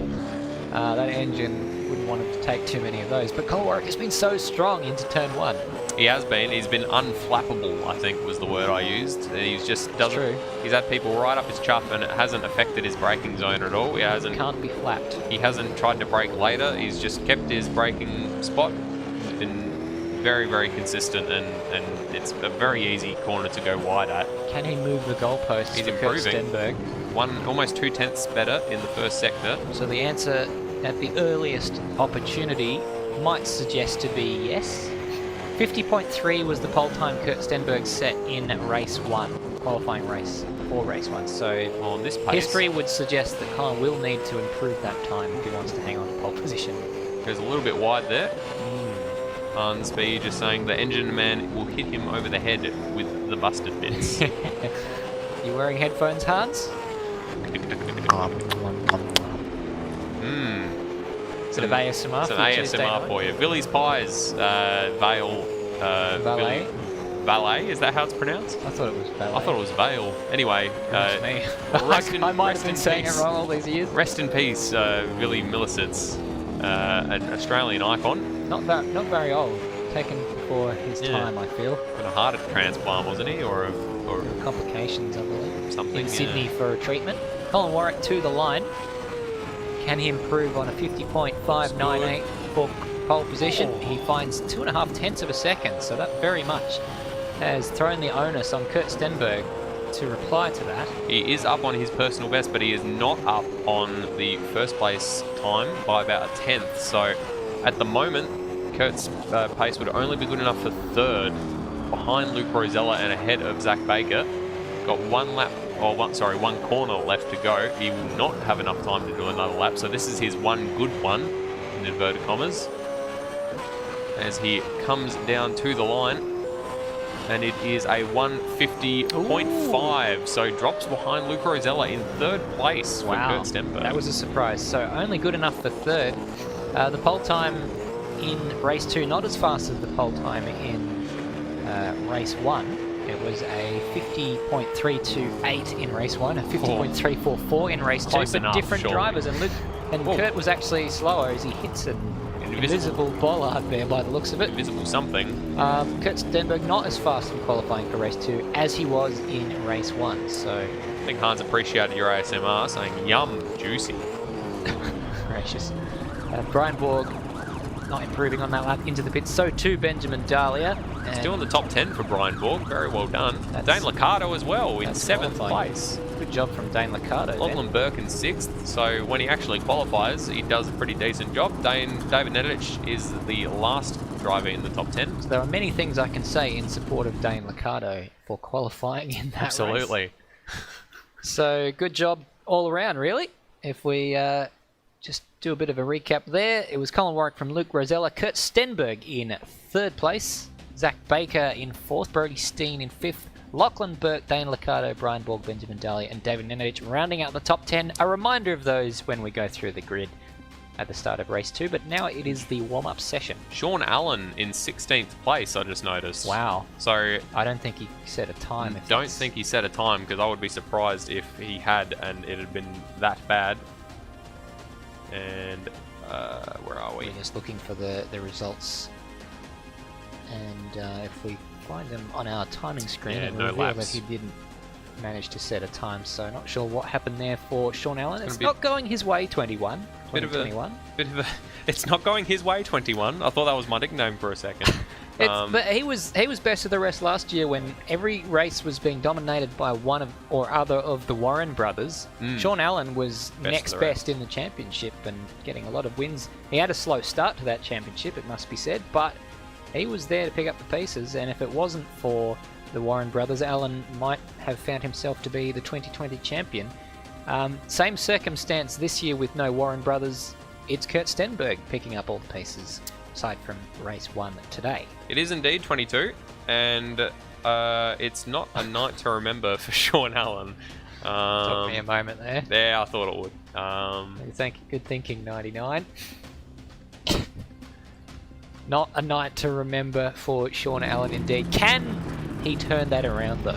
Let's wait and see. I've stood up there. Have you? That previous camera view. This one? I've stood there. I took a photo of Leanne Tander's Audi that I'm particularly proud of in the TCR. I thought she had an innie. Very good. TC. So not too many cars opting to lap in this. In the warm-up absence session. in the absence of other things to talk about. Just 2. Have I told you about the time I asked Mel to get some fish and chips on the way home? This is your dear lovely Mel. Yes, I asked her if she could get fish and chips on the way home, and she's regretting letting me name the twins. What were you going to do if you didn't get them on the way home? Just leave them at their friend's house. Yeah, obviously not that important to us. Very cute, Madbird. I've worked in the media centre there. Yeah, go home, don't worry. I noticed you didn't have an. Actually, that wasn't a humble brag at all. That was a very unhumble brag, complete with winking emoji. You didn't answer my query about if a championship's called off and then it runs again the next season. Are you still defending your championship? If there wasn't, Bathurst 1000 commentary slot depends on you answering this question. If you don't have an answer to this, then you are out, my friend. But probably not. Sometimes you've got to be your own biggest supporter. Much That's like Eddie Maguire. Well, someone has to support Collingwood. Right. Oh wait, there was a question. You missed it. Yeah, well, I'm sorry. We do enable DVR, so you can rewind it a bit. But don't, because you'll miss the start of race 2. So let's have a look, Madbird. A reminder, if you will, of the particulars of this racetrack. That is the start-finish straight, which we've ascertained heads north. First sector there, 1 through 6. And this section here, from turn 7 onwards, right to the end of the lap, was the period of the lap where Kurt Stenberg and Colin Warwick were side by side. Incredible. Like, without any exaggeration, they were side by side through that entire second 2 sectors of the lap. I reckon it was turns 10 through to the end, they were side by side. And it was terrifying and exciting to watch. And Michael Zavala just taking offence to the fact that I compared him to Eddie Maguire. Yeah, Maybe so don't blow smoke up here. probably. Wicked. You probably should take offence to that, so fair enough. And Stairs, Yes. as I fill for time. Oh my goodness, I dropped something. What was it? Oh, I didn't kill something. no, well, we can still hear everyone, so that's that's fair enough. What were you going to say? I was going to say, I think you've got the grid. I do have the grid. The grid is headed by one Colin Warwick, winner of race 1, who must be sailing on the wind right now. Very, very happy indeed to win race 1 and to have pole position for race number 2. So good job from Colin Warwick. And he's got a buffer between his main rival from race 1. That is Luke Rosella. But Luke Rosella will prove no easy task to overcome in this race either. So looking forward to seeing what he can do. And behind him is Kurt Stenberg, championship leader, and second by only 25 milliseconds in race number 1. He is alongside Zach Baker, who shares the second row of the grid for him. And then we've got Brodie Steen for Race on Oz, the leading Race on Oz car in race number 2. Lachlan Burke behind him for All Australian Races had a meteoric rise in race 1 from the back of the grid and qualifies 6th. A great job from him there. Dane Liccardo ahead of him, who's also done a good job qualifying inside the top 10 ahead of Brian Borg, who slipped a few spots from his qualifying position in race number 1. Then it's Benjamin Dahlia down in 9th place, David Nenadich in 10th place, Alex Cattle for Race on Oz in 11th place ahead of Steve Warwick, father of race winner from race 1 and pole sitter from race 2, Colin Warwick, for the title. RSM Latino starts 13th, unlucky for some, Madbert, as you said. Absolutely. And then Cameron Parrott behind him in one of the privateer cars leads Brap in 15th place. And then Sean Allen, who didn't qualify in that qualifying session, starts from the back of the grid. Let's see what sort of progress he can make in this race. Just in the background of that, in the background of that shot there's like an orange crane in the far distance, and I keep thinking it's like some bizarre, like Australian world's biggest something, like it looks like a shrimp or something maybe, or like a lobster. So watch out for that, viewers. I think Michael Zalavari has an answer to your question about defending champions there, Madbird. He does. So if the series gets started, so if there's like a round 1 but then it's aborted, then there's no defending champion. But if it doesn't start at all, then the defending champion is the winner of the previous running. So I guess in that case, sense. Then Benjamin Dahlia would be the defending champion if there was a championship. Start the 2020 series, I believe. Yeah. And Hansby just saying, president of everything, Eddie Maguire. I'd rather have Michael Zalavari as president of everything. Thanks. Yeah, I'd agree. He'd probably let Port Adelaide wear the prison bar, Guernsey. Yeah, would you, Michael Zalavari? This is also your depends commentary if he's berth. a Crows fan. Your commentary berth also depends on your answer to that question. A bit over his grid spot when Zach Baker had to reverse to get back into it, but he's fine now, and we're just waiting now for Sean Allen. Charlie Whiting Memorial Grave, says Hans Proswick. Goodness me. Oh, All right, let's get going, Madbird. We're going to 24 laps. 24 laps of the Bend Motorsport Park. Luke Rosella on the left, and a drive-through penalty for Steve Warwick, not Colin Warwick. Kurt Stenberg gets an absolutely killer launch and makes it 3 wide on the run down to the first corner. He's going to try and get the whole shot in the middle as Colin Warwick. Absolutely mega in turn 1. Can he hang on to it? You bet he can. And Kurt Stenberg slots into second ahead of Luke Rosella. Colin Warwick does leave a little bit of space for Kurt to try to go around the outside, and he has a think about it. Does have a bit of traction out there, but not enough to make the position. Oh, there's been some drama in the background. Yeah, I think that's David Nenadich going sideways in the back of that shot, so unfortunate for him. I wonder if he got a helping hand. Kurt's going to go down the inside, calling it, and he does. He does, indeed. The move that he pulled right at the end of the previous race. So this is game on, just basically continuing where they left off from side by side. But this time, with fresh tyres, Colin Warwick gets the high ground on the inside, and Kurt Stenberg is forced to slot back in behind. And Lachlan Burke up into 4th place off the start.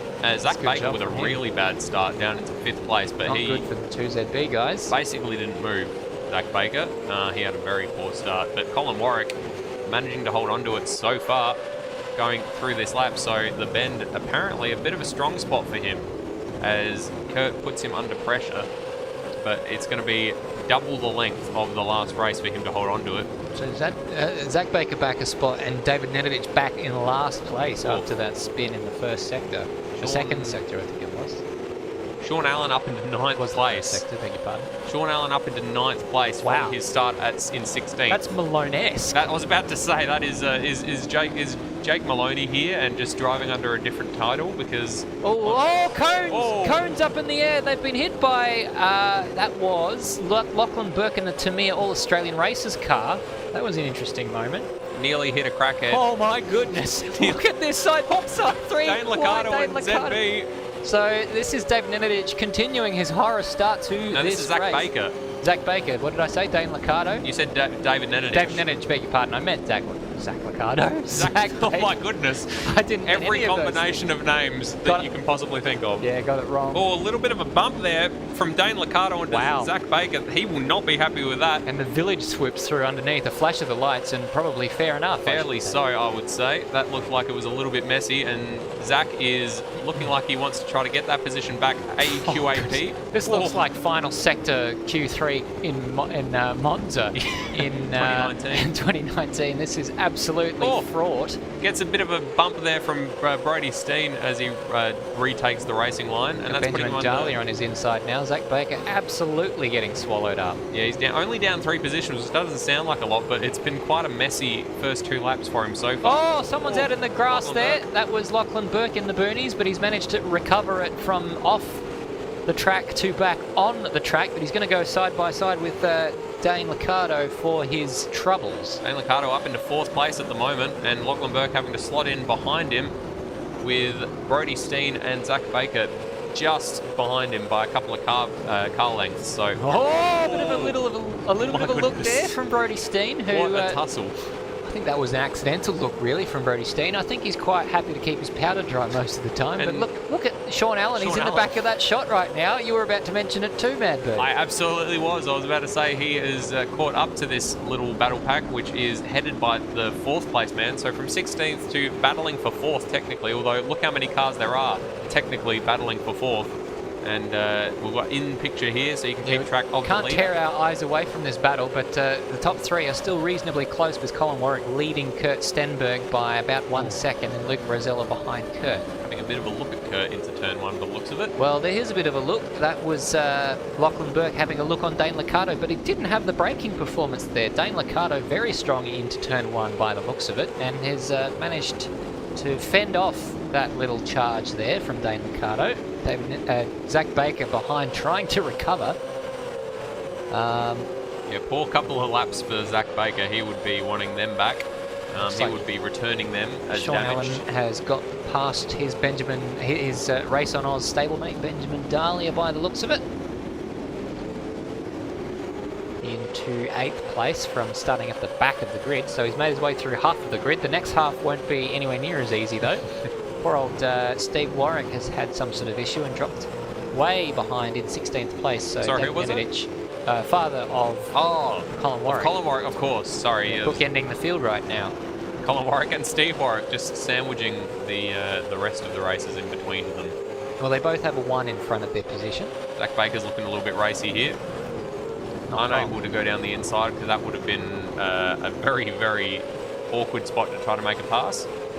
Might try to dive down the inside here. No, but very, very close behind player Lachlan Burke. Don't look at Michael Zalivari's latest comment there, Madbird. I think you might disown him. I reckon we're in the market. If anyone's interested in doing a Bathurst 1000 commentary in October? It's a shame we had a good run, Michael. It is a shame. It's a damn shame. I liked the guy, and he did some fantastic segments for us. But you know, at a certain Benjamin Dahlia interrupts that little bit of joviality. Joviality. Well, tongue-in-cheekness. Tongue-in-cheek? Were you serious? Oh, God, yeah, he's out. So that's Benjamin Dahlia, what? Creative differences. Let's see if we can catch a replay of what happened there to Benjamin Dahlia. Oh, that's weird. He already straightened the car up. Maybe it looked then like he got was onto the grass. He had a front left was on the grass. So Thanks, Benjamin. So- Thanks, Michael, for changing the subject. so maybe he just spun up. It looked like his left tyres were on the grass. So maybe he just got a little bit unsettled. But it did look a little bit strange. We did see Kurt Stenberg hit what looked like an invisible bollard. We did. So, and we've seen that weird line on the pit straight that the AI take. So I would not be surprised if there's a few other little gremlins around the track. Zach Baker on the attack. Looking like he's trying to relinquish Lachlan Burke of his current 5th place. So Lachlan Burke, who was looking like he might be troubling Dane Liccardo for 4th place. Oh, that's wide from Zach Baker. He's going to lose out to both Race On Oz cars there. And indeed, he's still up the inside though. Sean Allen's going to have to be careful. Somehow, they've managed to go side by side. There was definitely a bit of contact there though. And Sean Allen is definitely... These guys aren't friends because they've been very, very hard fought teams championships over the last year with last couple of years with the Race On Oz definitely feeling like the ZB guys are the ones they want to beat, and in this case they are definitely beating. Yeah, Zach Baker is the I won't say it, but Zach Baker is definitely losing out here, but he's trying to nose his way ahead of Sean Allen. He's managed to do it. Yeah, somehow. He's definitely fought that one with all of the will that he had in his pocket to slot himself into. Somehow, Sean Allen very much on the improve. He's a helium balloon to Zach Baker's lead balloon in this race. Fastest lap for Colin Warwick, so he is still in the lead about 2 seconds out the front. It's saying 3 seconds. Oh, it's gone down to 2. Yeah, the start-finish straight has some funky timing on it. But that's definitely a bigger gap. He was fastest in all 3 sectors. That was a dominant lap from Colin Warwick. He pulled out 0.8 of a second on Kurt Stenberg. Down the inside of turn 1, but goes wide. He wasn't pulling that up. Was not. He's going to try to hold on to it, but with all of his wheels on the curb. Sean Allen trying to go around the outside. This is personal, this battle. They don't like each other, these guys. They're a very, they're the two main two-car teams that have been sort of fighting out over the teams championship each season of ASC. David Nennich has managed to move up to 14th, so the fortunes of Zach Baker's teammate are on the improve after they couldn't really get any worse from that spin in the first sector of the race. Lap 5, we can have pit stops anywhere between lap 1 and 20 for this race. I wouldn't expect them to occur until about lap 12, Manbird, based on tyre life. Presumably they'd want to split it roughly in half, but we might see a couple more funky attempts to undercut. Colin Warwick, it'll be interesting to see what he does since he is technically in control of the race at the moment. Yeah, not technically, he is in control of the race. 1.4 seconds out in the lead. So he's not going to try to undercut anyone or overcut anyone. He's just trying to not get undercut. I think Colin might have got a track cut on the previous lap. There's a sector time missing from our timing screen. Naughty boy. And Kurt maybe just edging a couple of tenths back on Colin on the previous lap. So tit for tat in that occasion. Tit for tat. Oh, this is closing up again. Yeah, there must have been some... Dane Liccardo and Lachlan Burke must have had a bit of a tussle or something because they've dropped back into this battle. They cleared off ahead a little bit. Maybe they've busted their tyres. Maybe. They've been battling pretty hard so far. We are 5 laps in. 6 laps in, make it. Zach Baker is going to have another go into turn 1. He's absolutely going to have a go. Look at that. He's got to get his braking zone right. Looked like he broke at the right time. Not quite. He's struggling to match Brody Steen on the brakes into turn 1. It's a very, very tricky braking zone. I think if he's gonna make the position, he's gonna have to do it somewhere unexpected, maybe into turn 6. Not that that's an unexpected overtake point, but somewhere other than turn 1 because he doesn't seem to have the confidence under brakes. Brody needs Sean to get this position here because, and he's going to have a go absolutely sideways and keeps his foot in it. Still manages to keep track position up the inside after that sideways moment through turn 5. So that's a terrific move there from Sean Allen, and that's exactly what Brody Steen needed. Exactly what Zach Baker did not want to have happen. He's going to be right on the back of Sean Allen all through this long curving corner, or series of corners. Mr. Walshy73 absolutely on it in the comments, reminding us that Steve Warwick had that drive-through penalty for jumping the start.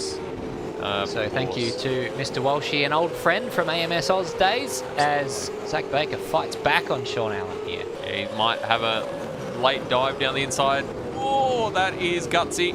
Manages to get it slowed down in time, and Sean Allen is wise enough not to try to switch it out on the exit. Very good racing from these guys. Absolutely. They might not like each other, but they're putting on a hell of a show. They've always been the ZB guys and the Brace on Oz guys have always been some of the cleaner, more Yeah, I think so. respectable I think, races. so, there have sometimes been words said against them, against one another by them, but on the most part, I mean, they keep coming back and they keep providing good racing. This is a trolley train. I don't want to say this is because of Dane Liccardo, but they're definitely not stretching away.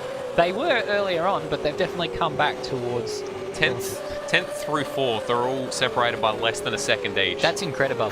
That's incredible. quite amazing. As Sean Allen dives down the inside of Zach Baker, and Zach Baker's trying to keep the inside line for 2. He does indeed manage to muscle his way back through.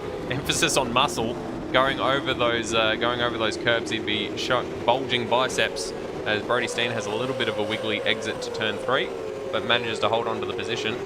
These guys we didn't get to see at the beginning of at the end of the last race, so they're definitely making up for that now. Just a bit of a reminder in the picture-in-picture of the top 3, which is actually closing up again a little bit as well. What are you reacting there to, Matt? That was Brody Steen seemed to just cut straight across. I think he was trying to avoid Lachlan Burke braking ahead of him, but nearly took out Zach Baker. It was quite close. But, you know, no harm, no foul. And Zach Baker now right on the back of Brody Steen. Oh, my God. Oh, my goodness. This is a absolute schmozzle as they... Oh, contact! Brody Steen got punted sideways, somehow managed to hang on to it. And I think whoever did that is not benefiting from it because the positions are staying as they were before that happened. And Zach Baker, 2 Race on Oz guys in 2 laps at this corner. Goes down the inside, but Brody Steen hangs onto it around the outside. Oh, that was a bit of... Oi. That was a No, you don't.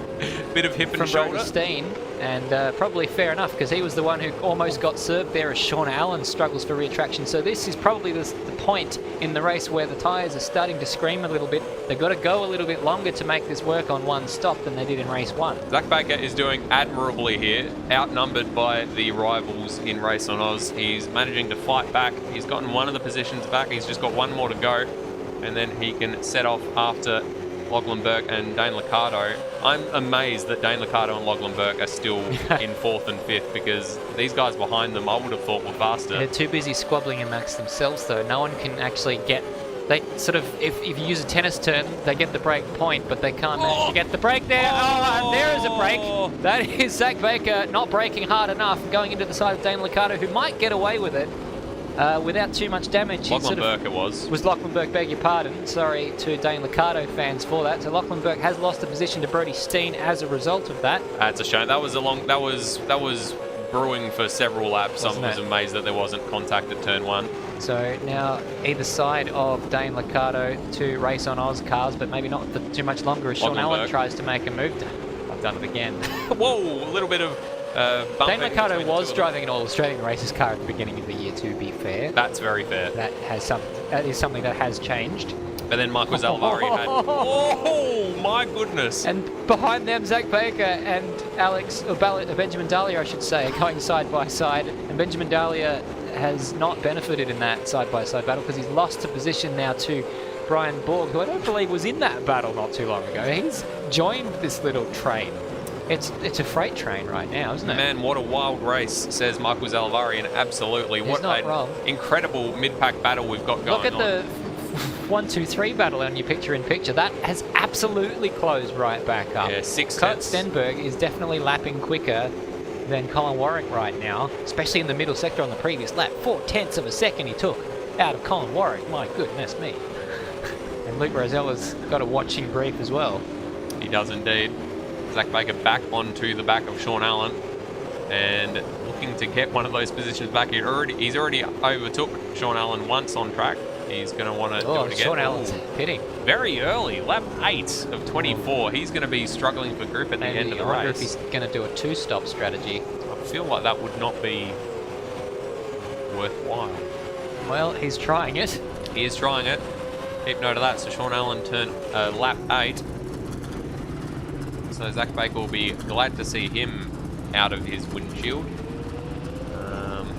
Let's rejoin this leading battle because it's hotting up, fair to say. I reckon Luke Rosella's in with a fair shot of victory tonight. If he can get a good undercut, he seems to have the pace that he would be able to defend that lead if he manages to get into the lead. So That lead has definitely closed up. About half a second now between Kurt Stenberg and Colin Warwick, and then about another half a second back to Luke Rosella. Oh, and we had a very messy exit there for Colin Warwick, but he's managed to not lose too much time. Looks like a bit of a lock-up there. And just before, we have this moment here from Brodie Steen locking up and going well deep down there at turn 6, which relinquished that position to Lachlan Burke. And that battle is all starting to stretch out now, with Sean Allen pitting and a few people making mistakes. The Liccardo freight train has dispersed. Ooh. This hasn't dispersed though. This is absolutely as close as this battle has been all race long for the front three, and that's a mistake there from Colin Warwick. You saw him wiggling under brakes. Those tyres are screaming. Can they make it to lap 12? Closest these two have been on track since the last lap of the previous race, and Kurt Stenberg is going to have a go here down into turn 1. He's got the pace. He's basically alongside already as they go into the braking zone, and he's in, but it looks like he might have been just a little bit deep. He's managed to hold onto it, and Colin Warwick loses that lead after 10 laps. He's going to dive up the inside of 3 there. There's not much room, and Luke Rosella is going to follow through if anything happens there. So follow Colin Warwick through, I should say. But Kurt Stenberg managed to get that. You saw on traction how rear tyre limited they were. And Kurt's made a mistake. He's locked the front. He goes deep, but somehow manages to hang on because Colin Warwick is struggling as well. They've got to make it to lap 12 if they want to do this on one stop. We saw Sean Allen do the early pit stop. We've also got Zach Baker in the pits now. That's a crucial one. So this is very, very interesting. If they can make it those extra 2 laps, that makes all the difference. It does indeed. If they can stretch this out, they're going to be in pain for now, but they do have a 20-second advantage over 4th place man Dane Liccardo, so these 3 can afford to lose a bit of time on old tyres. But obviously, they're going to be thinking, what can I do to get ahead of the guy in front of me? What can I do to keep the guy behind me from getting ahead of me? When am I going to pit in relation to them? Colin Warwick, we've seen before, has gone for an early pit stop and then taken the pain of old tyres at the end of the race. Maybe he'll try the opposite this time around, wait a little bit longer and have some fresher tyres when the guys around him are falling off the track. I don't think there's a lot of options on strategy with this second race, given how small. I mean, the pit window technically is 1 to 20, but in terms of the one stop, the pit window is almost only lap 12, because it just doesn't seem like they're going to make it much further than that with tyre wear set at times too. Yeah, what are we? So the last laps 53. Last laps were 53, 53, 52, and their best laps are all in the 51s. So we haven't really seen times from Sean Allen yet representative enough. I don't think really his pace is enough to is good. Oh, that's deep from Kurt Stenberg. Just shows that was completely unforced. Colin Warwick wasn't trying to make an overtake. Oh, he is there though. Up into turn 3, he pushes his way through, and this is what Luke Rosella was hoping to do, to see if he could make his way up through as well, but he hasn't made the move. Stick, Colin Warwick. And look at Luke Rosella trying to make a bet on which one is going to provide the path for him to make his way through. Once again, Kurt Stenberg deep, but that might have been just a little bit of trying not to cut off Colin Warwick. And so he manages to hang on once again. Every time you think this race is going to go one way, it goes the other way. Yeah, absolutely. 53.7 for Colin Warwick, 53.2 for Kurt Stenberg on the previous lap. Yeah, so they're all about a second and a half, 2 seconds slower. That's not that bad considering. Than their best lap times. No, so if they can stretch this out for another couple of laps, they'll be golden. Lachlan Burke, Dane Liccardo and Brian Borg in the pits. Sorry to cut across you there. There we go. No, that's all good. So they're 20 seconds now ahead of 4th place man Brodie Steen, who has not pit yet. What kind of times is he doing? 54.3. So his time's relative to the lead probably similar to what it was before, but Brodie Steen's probably going to find himself undercut by those who have come in, like Dane Liccardo and Sean Allen. Sean Allen last time around it's a green lap from him. 53.4, but that was presumably an out lap, maybe? No, that's his first proper lap. That's not quick. He might have had traffic. Very possibly. He's back in. Colin Warwick and Luke Rosella in, and that was tough. Luke Rosella into the fence. He's done a use. He's done a me. Let's not call it that. Oh my no. That's absolutely ruined it for Luke Rosella. Oh, no. What on earth happened there? It looked like he got caught up behind Colin Warwick. Maybe he wasn't expecting Colin to dive in, and he has slammed on the brakes, and it looks like the car just did not want to stop. Oh no. Or he was almost side by side with Colin, and then Colin did not move out of the way, which is his right. And Luke Rosella had to settle for the pit wall. That is not good at all for the, what team is he? SSR. Synergy Sim Racing, of course. My goodness me. So that has taken Luke Rosella well out of this battle. That'll be a couple of seconds lost. You can see there, he was right up behind Colin Warwick. He's still sitting stationary. It's Benjamin Daly's in the pits as well as Luke Rose. Well, we saw Luke Rosella coming in, and still hasn't left the pits, Luke Rosella, so he's probably fixing some damage. You'll definitely be fixing some damage. And the trouble is, he wouldn't have had an opportunity to see whether or not it was worth fixing the damage because he couldn't drive the car before he made his pit box. Oof, Rosella, says Michael Zalavari. Yeah, well, that's definitely taken him out of contention, and I wonder how many positions he's going to lose as a result of that. It's definitely now a two-horse race with Luke Rosella unceremoniously escorted into the pit.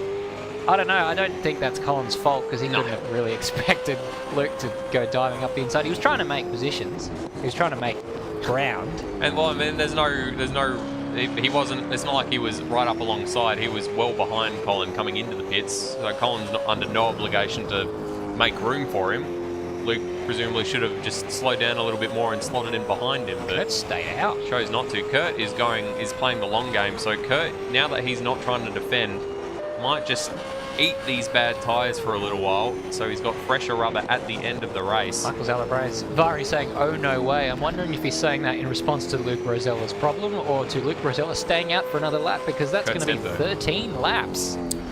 Absolutely. And, well, Colin Warwick's going to get a hell of an undercut, but he's definitely going to be struggling on the last lap of the race with those 13-lap old tyres. Oh, very interesting. Sector time comparison. Middle sector for Kurt Stenberg. 36.4, Colin Warwick 36.6. So Kurt Stenberg actually made ground on these old tyres as Colin Warwick gets his up to temperature on the previous lap. What was Colin's pit stop time? Could he have taken damage from Rosella bouncing off the wall? That's a good point. It did look like he copped a bit of side-by-side, but it didn't look very hefty. Well, let's... it's hard to tell because it doesn't keep track of... the sector time, so a 51.1 in the final sector and a 15.4 in the first sector. Hans Brunswick just informing us that Luke Rosella was driving the BMW that crashed into the pit wall during the iRacing Nürburgring 24-hour, so he said he's never letting Luke live this down. There's a pit wall there, Luke. That reminds me of a...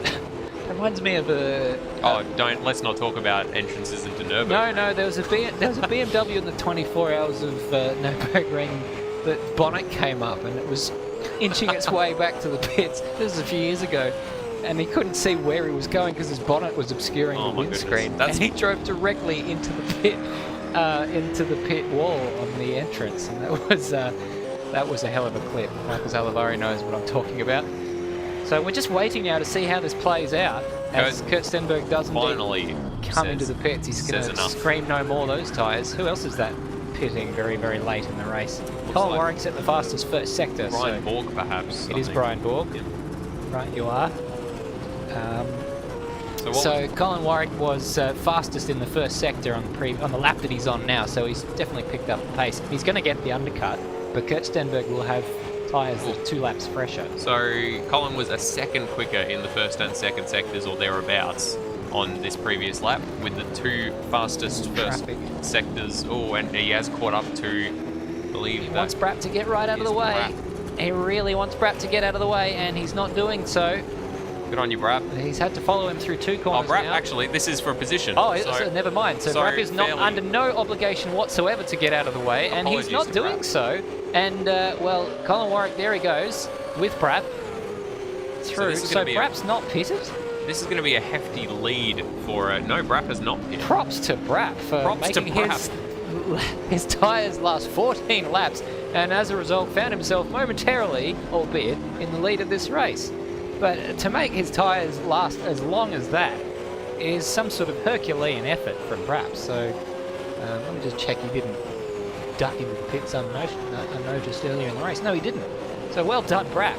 Goodness gracious me. Well, the gap that Kurt Stenberg has to overcome is 4.3 seconds. It would be an incredible strategy move if Brapp had hit early in the race and we're now up in fighting for the podium position. But with very old tyres. Very, very old tyres. But I mean, the gap back to Luke Rosella, who's managed to maintain fourth position. So a decent. So he's still in with a shot for the podium. Zach Baker's 7 seconds behind him. Because he is in a net podium position once Brapp makes his pit stop. So he is clear of Zach Baker by 6 seconds. So gap to the lead for Kurt Stenberg is goodness. Is about 8 seconds from Kurt Stenberg back to, Colin Warwick back to Kurt Stenberg. And Kurt is also going to have to overtake Brapp on track. Apologies to Brapp for giving him a bit of a serve. That's going to give Colin Warwick a bit of a hand because it's going to give him some breathing space for a few laps to breathe down. Depends how quickly Kurt Stenberg can dispatch. Looks like he's going to do it into the final corner, or maybe he isn't. No, he is. Brapp sensibly decides not to fight that one too hard on his 14 lap tyres, and he decides to get rid of them as well. Exit stage left, Brapp, or stage right, depending on which shot you would like me to consider that I am referring to in that particular sentence. So he's out of the way. It is now a straight fight between Colin Warwick and Kurt Stenberg. And the gap's actually only about 4.5 seconds. So that's more or less what it was when they came out of the pits. So Kurt Stenberg is not taking time out of these guys in leaps and bounds. You know who is the fastest man in the final sector of the top 3? It's Luke Rosella. He's done a 35.7, not probably enough to catch the 15-second deficit that he currently 10 seconds. I don't want to say enjoys. Yeah, but to Colin Warwick, it's 15. Warwick. Yeah, he's probably not looking good for the win as you wrapped him up earlier on. Well, I wasn't expecting him to rack his car into the entrance of the pit wall. Who would smash their car? But the fact that he only lost 10 seconds out of that suggests that maybe he had the wherewithal to turn off the damage repair. Very possible, and the damage can't be that bad if he's not, because he's not losing time to Zach Baker behind. In fact, he's gaining time. Well, as we just saw, he was setting fast. See, there's that crane that confuses the hell out of me. You say it after it. I'll point it out next time. I'll point it out next time, and you'll see what I mean. It looks like someone, Hamish, whatever his surname is, Hamish Blake would do a stupid ad standing in front of it going, "I love the big lobster. I reckon we can find something bigger in Australia." I think we've got time for a stock take. We haven't had one tonight. So let's take risky. fate. So Colin Warwick leading by 4.1 seconds from Kurt Stenberg. That's the battle that may eventuate towards the end of this race, as Kurt Stenberg has newer tyres than Colin Warwick does. Behind them is Luke Rosella, who looks like he's on target for a comfortable podium after driving into the end of the pit wall on his pit stop. Kurt Stenberg has just set the fastest lap of the race and taken 0.4 of a second out of Colin Warwick, so we will definitely come back to that battle. Don't worry. Zach Baker is in 4th place. It's turning into a bit of a lonely 4th place after he fell back a number of positions off the start and definitely recovered after some other people threw it at the scenery. Sean Allen has recovered from 16th place to be running 5th, so that's a great job from Sean Allen to reduce the damage there, and his teammate flying in formation behind in 6th place. So these guys have definitely made a fair bit of ground on these guys, Lachlan Burke and Dane Liccardo, who were ahead of them. So I think they must have had slow pit stops or something like that. Or we've missed some drama, which is so it's a bit unusual, but they're fighting each other quite closely, as you can see. Ooh, and as I cut off there, we've lost Dane Liccardo. Lachlan Burke. Why do you keep getting the grass? confused? Because he used to drive the Tamiya car, albeit for only one race, where he launched over the top of David Nevedich at the cutting. Inglorious. But anyway, it left such an impression in my head that I can't get it out. Anyway, that is that battle. And behind them, Benjamin Dahlia trying to catch up to them and relinquish them of their 7th and 8th places respectively. Arasim Latino rounds out the top 10. And then behind him, Alex Cattle ahead of David Nevedich, who started... Well, he didn't start at the back of the grid, but he fell to the back of the grid after the first lap. Cameron Parrott in 13th place ahead of Brapp. Steve Warwick in 15th place, and that's our runners because Brian Borg from unfortunately has retired from this race, and the gap might have opened out on that lap. It's showing at 10 seconds, but is that just a timing glitch? No, it's back to 4 seconds. Goodness me, that's a timing glitch. Down the start-finish straight, it is very confusing. That's for reference. It was the DMR in Halo I was thinking about for anyone playing at home. The track looks vaguely like that, but with a weird tumour growing. Is there any track in the world that you think doesn't look like some form of gun? I would have to inspect every. I think. Yeah, damn it, you. Damn it! I was about to say that the Road Atlanta looks like a pork chop. Like a pork chop. Yep. Yeah, I tend to agree with you there, very wholeheartedly, and with a huge amount of emphasis there as Kyle Warwick has absolutely spilled it off the racetrack there, and this is going to erode the gap that he has over Kurt Stenberg. Being a little bit cheeky there. He's definitely taking the Scott McLaughlin line there. I wonder if he's missed any checkpoints in the lap. This could be absolutely disastrous for Kyle Warwick. I hope not. I hope, because that will mean that he will not record as finishing this lap, which will completely remove him from any variety of contention, which would be an absolutely horrible end to this race for Colin Warwick. See if we can get a replay here of what exactly happened to him. So this is going through. This was the part of the track that he was quite strong at, but he just understeered almost. It was only the tiniest, it wasn't even half a car's width wide. The racetrack keeps going right, so it just keeps getting further and further away from him when that happens, and then eventually he got back. Didn't probably cut quite as much grass as I at first thought he did, but definitely that has put the impetus on Kurt Stenberg, the advantage back in his court. So with 2 lap fresher tyres for Kurt Stenberg as well, with 7 laps left to go.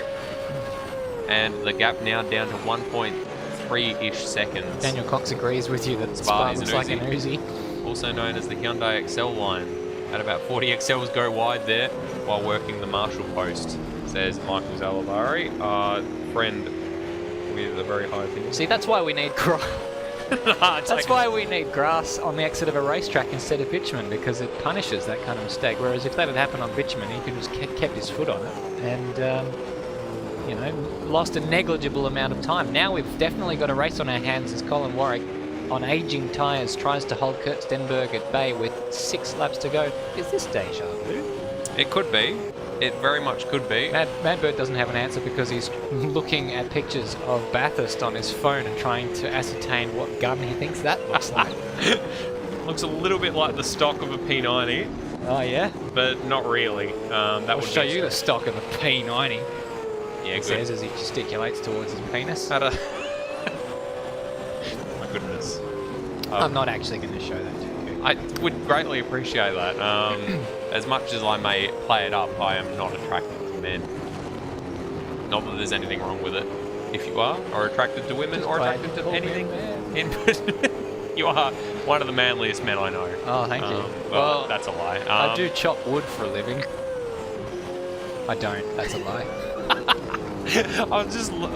But you said it with such conviction that I looked at you for a split second being You know what my profession is? I do. That's why I was confused. Oh, okay. Because I was like, going from... He's kept that from me. Going from editor / sound guy / general media extraordinaire to chopping wood would be an interesting career move, to be sure. I think it would probably be one that wouldn't be particularly good. Michael Zalavari just says that Bathurst is the Spartan laser from Halo. That's very apt. I like that. And a question from Mr. Walshy asking, a very good question actually, if there's a hard and soft compound. Well, we have actually the 2 compounds, but no one in their right mind would use the hard compound unless they were mandated by the rules to do so, because it is a lot slower than the soft compound. So we have had races last year. I think Darwin is a good example, where they had to use one race with hard compounds and the other 2 races with soft compounds. It was up to them which race they used the hard compound on. That was a good rule. I really liked that. It definitely mixed up the grid. In this race, though, soft, I believe, is the race is the tyre they've elected to go for in both races, based on the pace, which is not dramatically different from race 1. I forgot about that. I did like that rule. I'd like that they them had. to bring it back, actually. Yeah, or, I mean, I guess... Oh, there it is! I was too late already. As I looked up. Next time around, I will point it out. The Charlie Whiting Memorial Crane, as Luke said. So before they go into turn 15, I suppose, based on where you pointed that out. 13, I'm sorry. Yes, turn 13. Yeah, it's in the background. So I'll remember to point it out before it's drifting out of shot next time. I'll be watching this replay back, trying to find it. Good thing we've got another 5 laps where I can shot to. First and second separated by 0.6 of a second. On the previous lap, Kurt Stenberg took 0.2 of a second out of the lead. Colin Warwick holds over him, and in the final, with the last sector there, another 10th or so. So he's chipping away at it. It's turning out very much like the end of race 1. There's a pretty tasty battle going on between Zach Baker and Brody Steen, I think, over 4th place. They look pretty close together. Oh, it's not that close, actually. We've looked at the timing screen, and we don't need to show it to you because you'll be less than impressed with the spectators. The timing was messing with me once again, so thank you, the Bend Motorsport Park. Everyone else is sort of spread out a little bit. Here in 3rd place. He'll be pretty happy to be Johnny No Mates, I think, after that accident. Bit of a lock-up there from Colin Warwick, but Kurt Stenberg's followed him without troubling the apex of turn 6, which is also Johnny No Mates on that occasion, apparently. Tightest battle outside of these two is Dane Liccardo and Lachlan Burke for 7th and 8th, which is... These two are joined by the hip for this entire race, apparently. Definitely. Yeah, Dane Liccardo doing quite well to hold on to that position over Lachlan Burke. He's been ascendant in this battle for the entire thing. Oh, on the other screen, it's about to happen. There it is. Oh, there's the crane. You see? It looks a little bit like a lobster or a shrimp or something. Yes. The big Charlie Whiting Memorial crane. The Charlie Whiting Memorial lobster. What a bizarre decision that would be.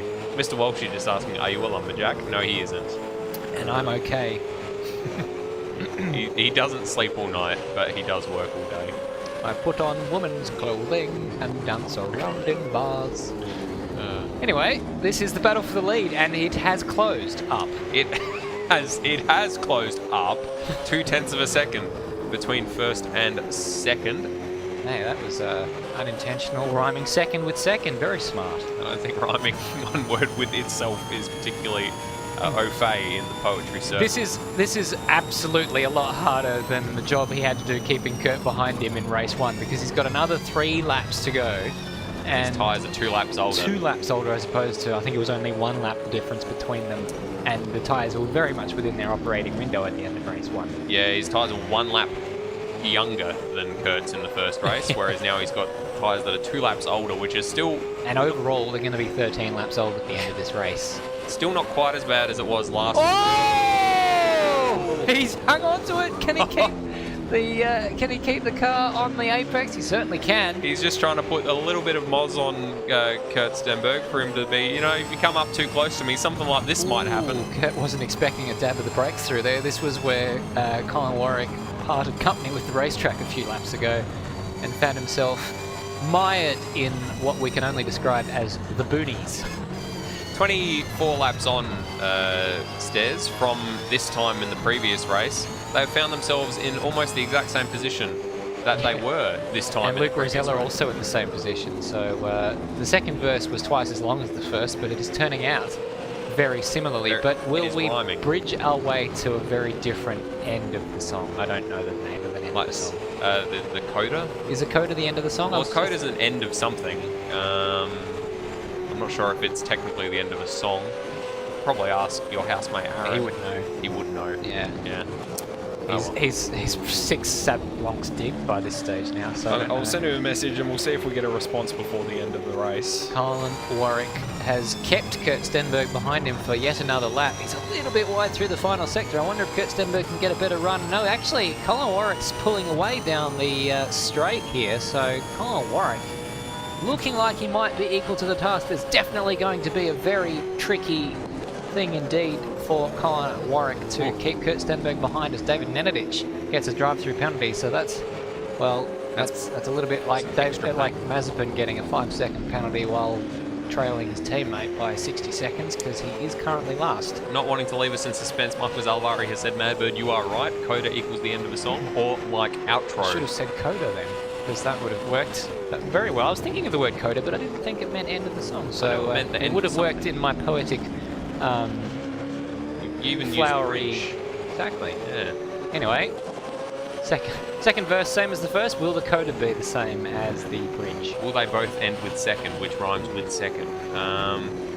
Still 0.2 of a second between these two, speaking of seconds, as Colin Warwick continues to lead 3 laps, or it's 2.5 laps. Do you reckon Kurt yet wants to go. wait till the last lap to make it theatric?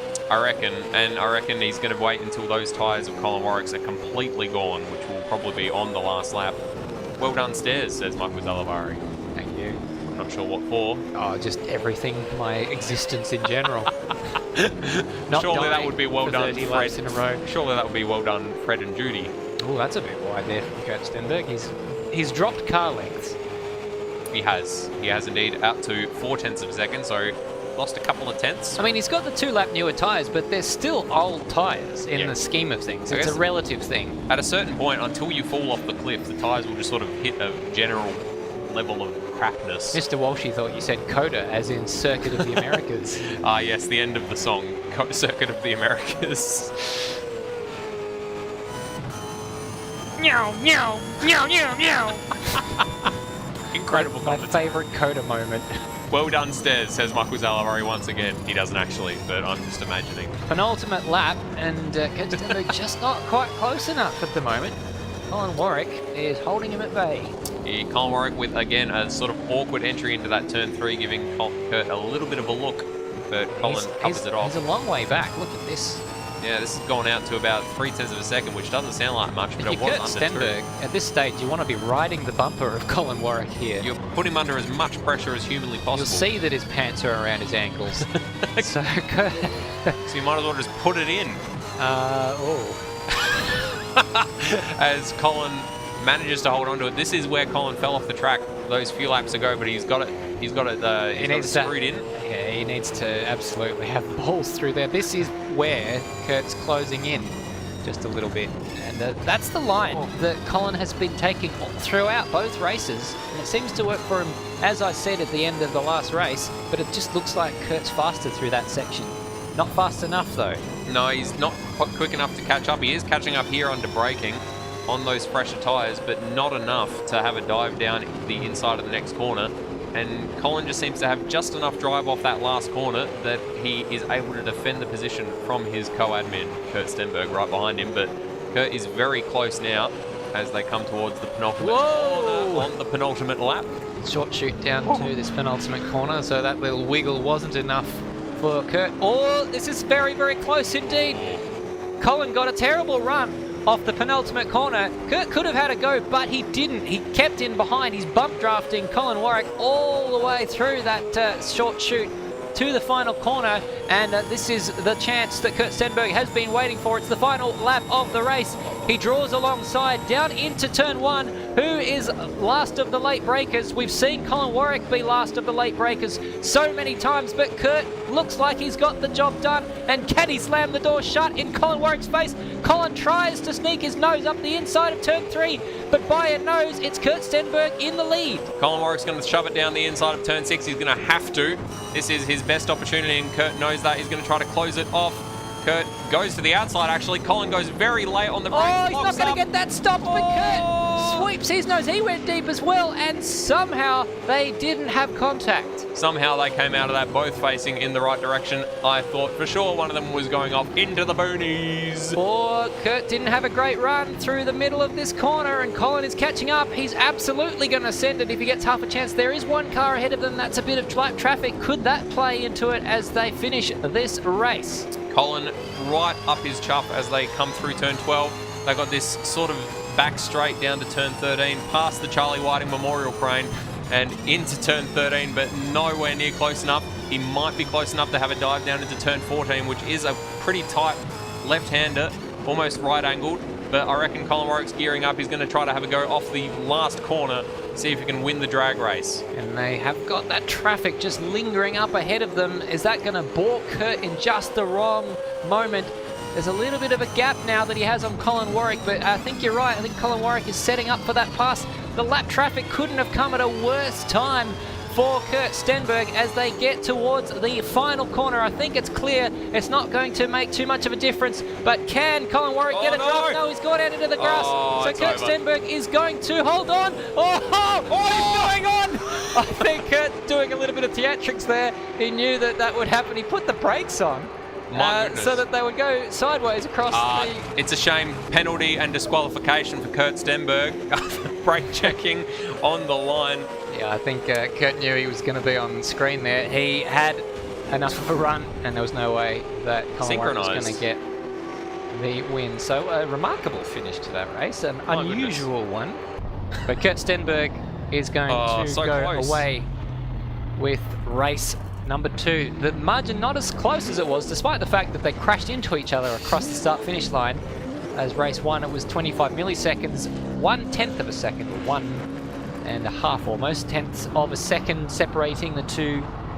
And just to show there's no hard feelings, Colin is helping Kurt back.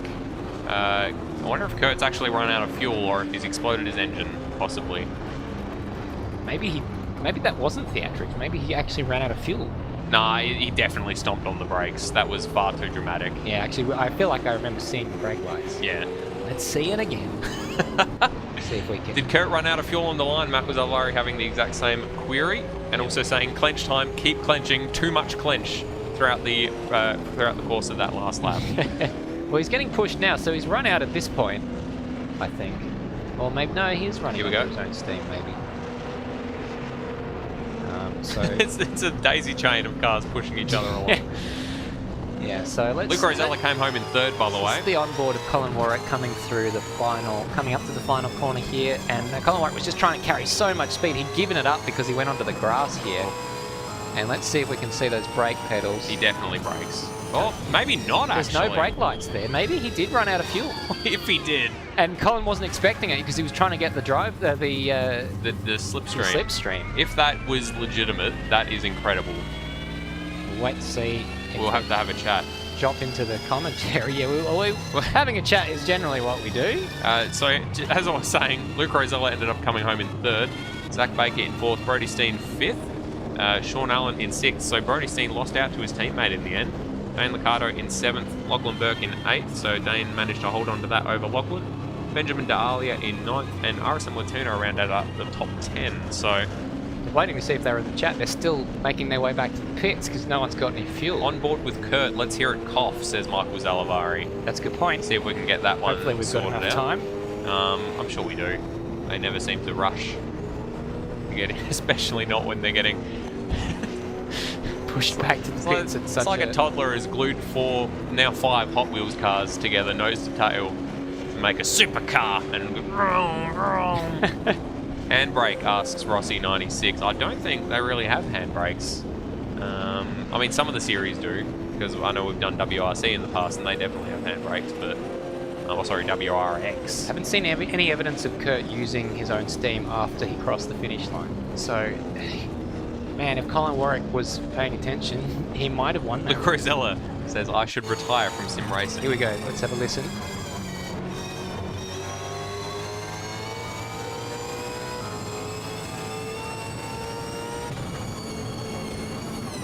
Sounds like a lift rather than a cough. Sounds like a lift and a shift down, yeah.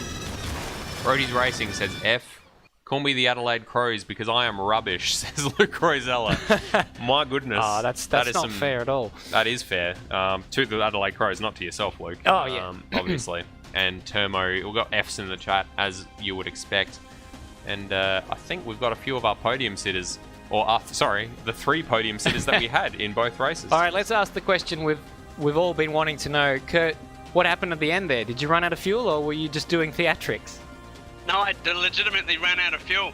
I realised when Colin ran off the road with 6 laps to go, I looked down and I did my times tables, and I worked out that 7 laps to go, 7 litres of fuel per lap, that doesn't equal 47. So I went, yeah, look, we've got 2 litres to save, and that's why when I got to him, I thought, I'm going to lift off here and I've got to wait till the last lap before I make this move. And yeah, then I had to drive around like a girl through the bloody parts of the track where you can't overtake through that double corner down the hill, I was completely out of the throttle.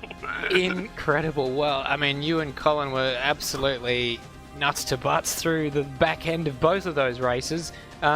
So you managed to make it work somehow. Yeah, I didn't think I had it, but I knew I had a tyre advantage over him, and I knew that his tyres had gone earlier in that race, which is why I did the overcut, but it hurt me a lot on time, more than I expected. And then, yeah, when I realised the fuel thing, I was like, I just got to sit here in the draft and wait my time to make this overtake, because his tyres aren't going to get any better. He ain't going to be able to get a run back at me. Once I get past, it's just going to be making sure that we don't run out of fuel coming to the line. Wow. Well, it's Incredible. It was only just, and maybe if Colin Warwick had been able to duck out of the way, he might have been able to get that move, considering how close that was in the end. You're exactly right, mate. And I said absolutely nothing to him on the radio. We were in the same As channel. you'd expect. And he went off the road and he came on and he goes, "Oh, I've affected myself here." And I just said, "Yeah." And he goes, "At the start of the lap," he goes, "Here we go again, mate." And I just went, because I knew the problem we were having, which was quite funny, because the last race when we had that epic side-by-side battle, there was not a word spoken for that whole lap in the channel until after the race. So, Fair enough. Epic concentration in that first race, that final part. We, with no exaggeration, side by side for 2/3 of the lap. yeah, look, I knew I had a slight tyre advantage, but to be honest, at that point, that was all out the window. It was trying to make sure I was in the right place at the right time, and I probably could have come off the last corner and fed him a door, but I decided to be nice about it. And yeah, he got the run back on me, but good racing, that's what you want, Neither of us, both of us had the opportunity to have the other one off the road, and we didn't for however many corners we went through. Absolutely. So, Love to see it. Great racing all around there. Kurt Stenberg, you must be very happy with the results as well. yeah, I would have liked to have won the first one, but you can't complain. 2 epic nights of racing. Yeah, it is because of last night, but 2 epic races is what I meant to say. With Cole, mate, you work for it. Both races you had to work for tonight to be able to win it, and we got to share them. Absolutely. Oh. Let's have a chat with Cole. First race win for the year, I believe. So congratulations on that in race 1, and so close to a second one as well. Yeah, that was epic. I enjoyed the first one. I thought that I wouldn't have got it, to be honest. I thought, oh, my tyres are gone, and then Stanley was struggling a little bit, and I was just sticking with him. And at the last corner, I was like, oh, I think he's going to feed me here. So I just full throttled it, and just got there. I think it was by 2,500, so that's just crazy. Yeah, absolutely. And as I said to Kurt, you guys were side by side for 2/3 of a lap, and at the end there, we couldn't believe it. Yeah, no, it's really good. Me and, fortunate enough to have been racing Kurt since I think about 2015 in R Factor and stuff like that. So back then, that was us nearly every Saturday night. So to come back and do it here on Tuesday nights, and it was very quiet in the channel, but it was very, very fun. It was good. Concentration. Must be good to have that level of trust with a driver. You know that they're not gonna shove you off wide unnecessarily. As much as I expected that to happen at that last corner, you managed to go through side by side nicely, and just some incredible racing. No, exactly. Me and Stanley have always raced each other hard but fair, and we'll always continue to do that the rest of the year. And in the previous round in Tassie, you were struggling a little bit with tyre life. Didn't seem to be an issue too much tonight. Did you find a setup that worked for the track? So I took some rear camber out for the race, which helped a little bit, but still there's a little bit of a tyre life issue. But once I get used to the car misbehaving, then it sort of comes back to me, so I just got to try and cool the tyre down, then go again. So much like real life, which is pretty cool. So That's cool. I enjoyed it. Awesome job, Cole. And we'll move on to Luke in a moment. But how did you probably saw Luke ending up in the pit wall when you both came into the pits at the same time? That was an interesting moment. Yeah, I didn't realise he was behind me until he hit me, and I'm like, I think I'm going to get done for pit lane speed limit here, because I've come in a great amount of knots, and he's come in a little bit hotter, so I was like, oh no, I hope that didn't wreck both of our race. But yeah, unfortunate for him, I reckon he would have been on the back of us in race 2 because you're sticking with us, and it's good to see he had the pace with us, which is really, really good. Definitely. You didn't have any damage from that contact at all, or was the contact just with the wall? When I entered the pit lane, it said no damage, and then when he hit me, it said repair all, and I was like, oh well, I'll just turn that off. So there was a little bit of damage, but yeah, not too much. Didn't affect the car at all. So Fair Stanley deserved the win, and yeah, it was good. Well, great night of racing all around, and Colin, congratulations on first and second tonight. Yeah, thanks boys. Thanks again. All right, Madbird, let's turn our attention to Luke Rosella. 2 podiums, and reckon you might have had the pace to mix it with the guys definitely in the second race, if not for that little moment in the pit wall. Yeah, I think I should give up sim racing and play Bus Simulator, Daz. Yeah, it's very disappointing. I was quite angry with myself. Yeah, probably my fault. Put my hand up. Just a bit too hot coming into the pit lane. I wanted to sort of follow whoever came in first to get the undercut on whoever stayed. But yeah, oh well. And yeah, Cole's right. Probably would have stayed on the back of the leading pack up until the end there. But no, I'm not complaining with 2 podiums at my home track. So yeah, absolutely. Fellow Adelaide boy. Congratulations on that one, but definitely you must be. I mean, even on a night where you were stationary in the pit, well, in a part of the pits where you shouldn't be stationary, to still pick up 2 podiums shows that your pace is not just a fluke. Luke. Yeah. Yeah, I've been happy with the car all week. It's been really fast, and yeah, it was sort of a good sort of thing to look forward to this season. Yeah, I'm still lacking about maybe 2 or 3 tenths to Kurt and Cole, so it's a little bit frustrating. But like you said, I can't complain with 2 podiums, and let's see what we can do at Winton, which is not one of my favourites. But yeah, we'll see how it goes. I think a lot of people say that about Winton, but yeah, very much looking forward to it. Track. Good to see you up there mixing it at the pointy end, and hope to see it in the races to come. Thanks, guys. All right, very warm thank yous to all our podium sitters. Same podium in both races, slightly different order for the top 2. So congratulations to those guys. They put on a hell of a show. Didn't they just? It was a good thing that we followed those guys in the midfield for the start of the second race, because it was all about Colin and Kurt towards the back end of both of those races, and it was good to see mostly very, very clean action up and down the field. Yeah, incredible. Lots and lots of very, very tight racing, and lots of side-by-side, as we saw in that first race. That last lap between Colin and Kurt, I'm going to have to go find Kurt's Twitch and watch that. And watch the silence. Watch that silence back over, because I can just imagine the slight tense noises that they would be emitting as they run around with the cigarette paper between their doors. But God, yeah, as much as we bashed it last year, the Benders delivered. Well, not last year. Well, it actually, the first year that it came on the scene, it wasn't that good in terms of its racing. The second year, it surprised us all, I think. Last year, there were some very good races around this track. And now I think it's sort of bedded itself in as a track that actually does produce some pretty good racing. This year, a bit like Baku definitely. in F1. Like, yeah, everyone sort of went, when Baku happened, but then it's had a few classic races. Absolutely. Well, it helps when the walls are close enough to capture the debris. And definitely, I think it'll be better than the god-awful Miami circuit that they've proposed. Let's wait and see. 2022. It doesn't look good on the mod versions of it. Anyway, a street circuit that purports to be a street circuit is actually not a street circuit. Kind of like Abu Dhabi, that's my understanding. Anyway. Ah, right, okay. Speaking of tracks that no one likes, the next round is at Winton.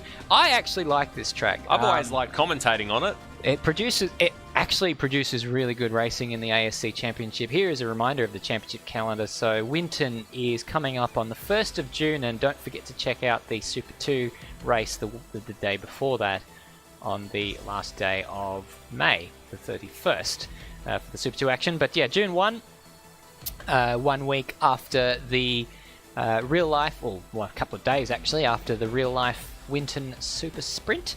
Very much looking forward to that, Madbird. Even if the drivers don't like driving it, the side-by-side action. We didn't get to go there last year, and I very much lamented that because I think there was at least 4 or 5 clips from last year's opening sequence that came from that racetrack because there was an incredible side-by-side race action. in 2019. Yeah. It really was.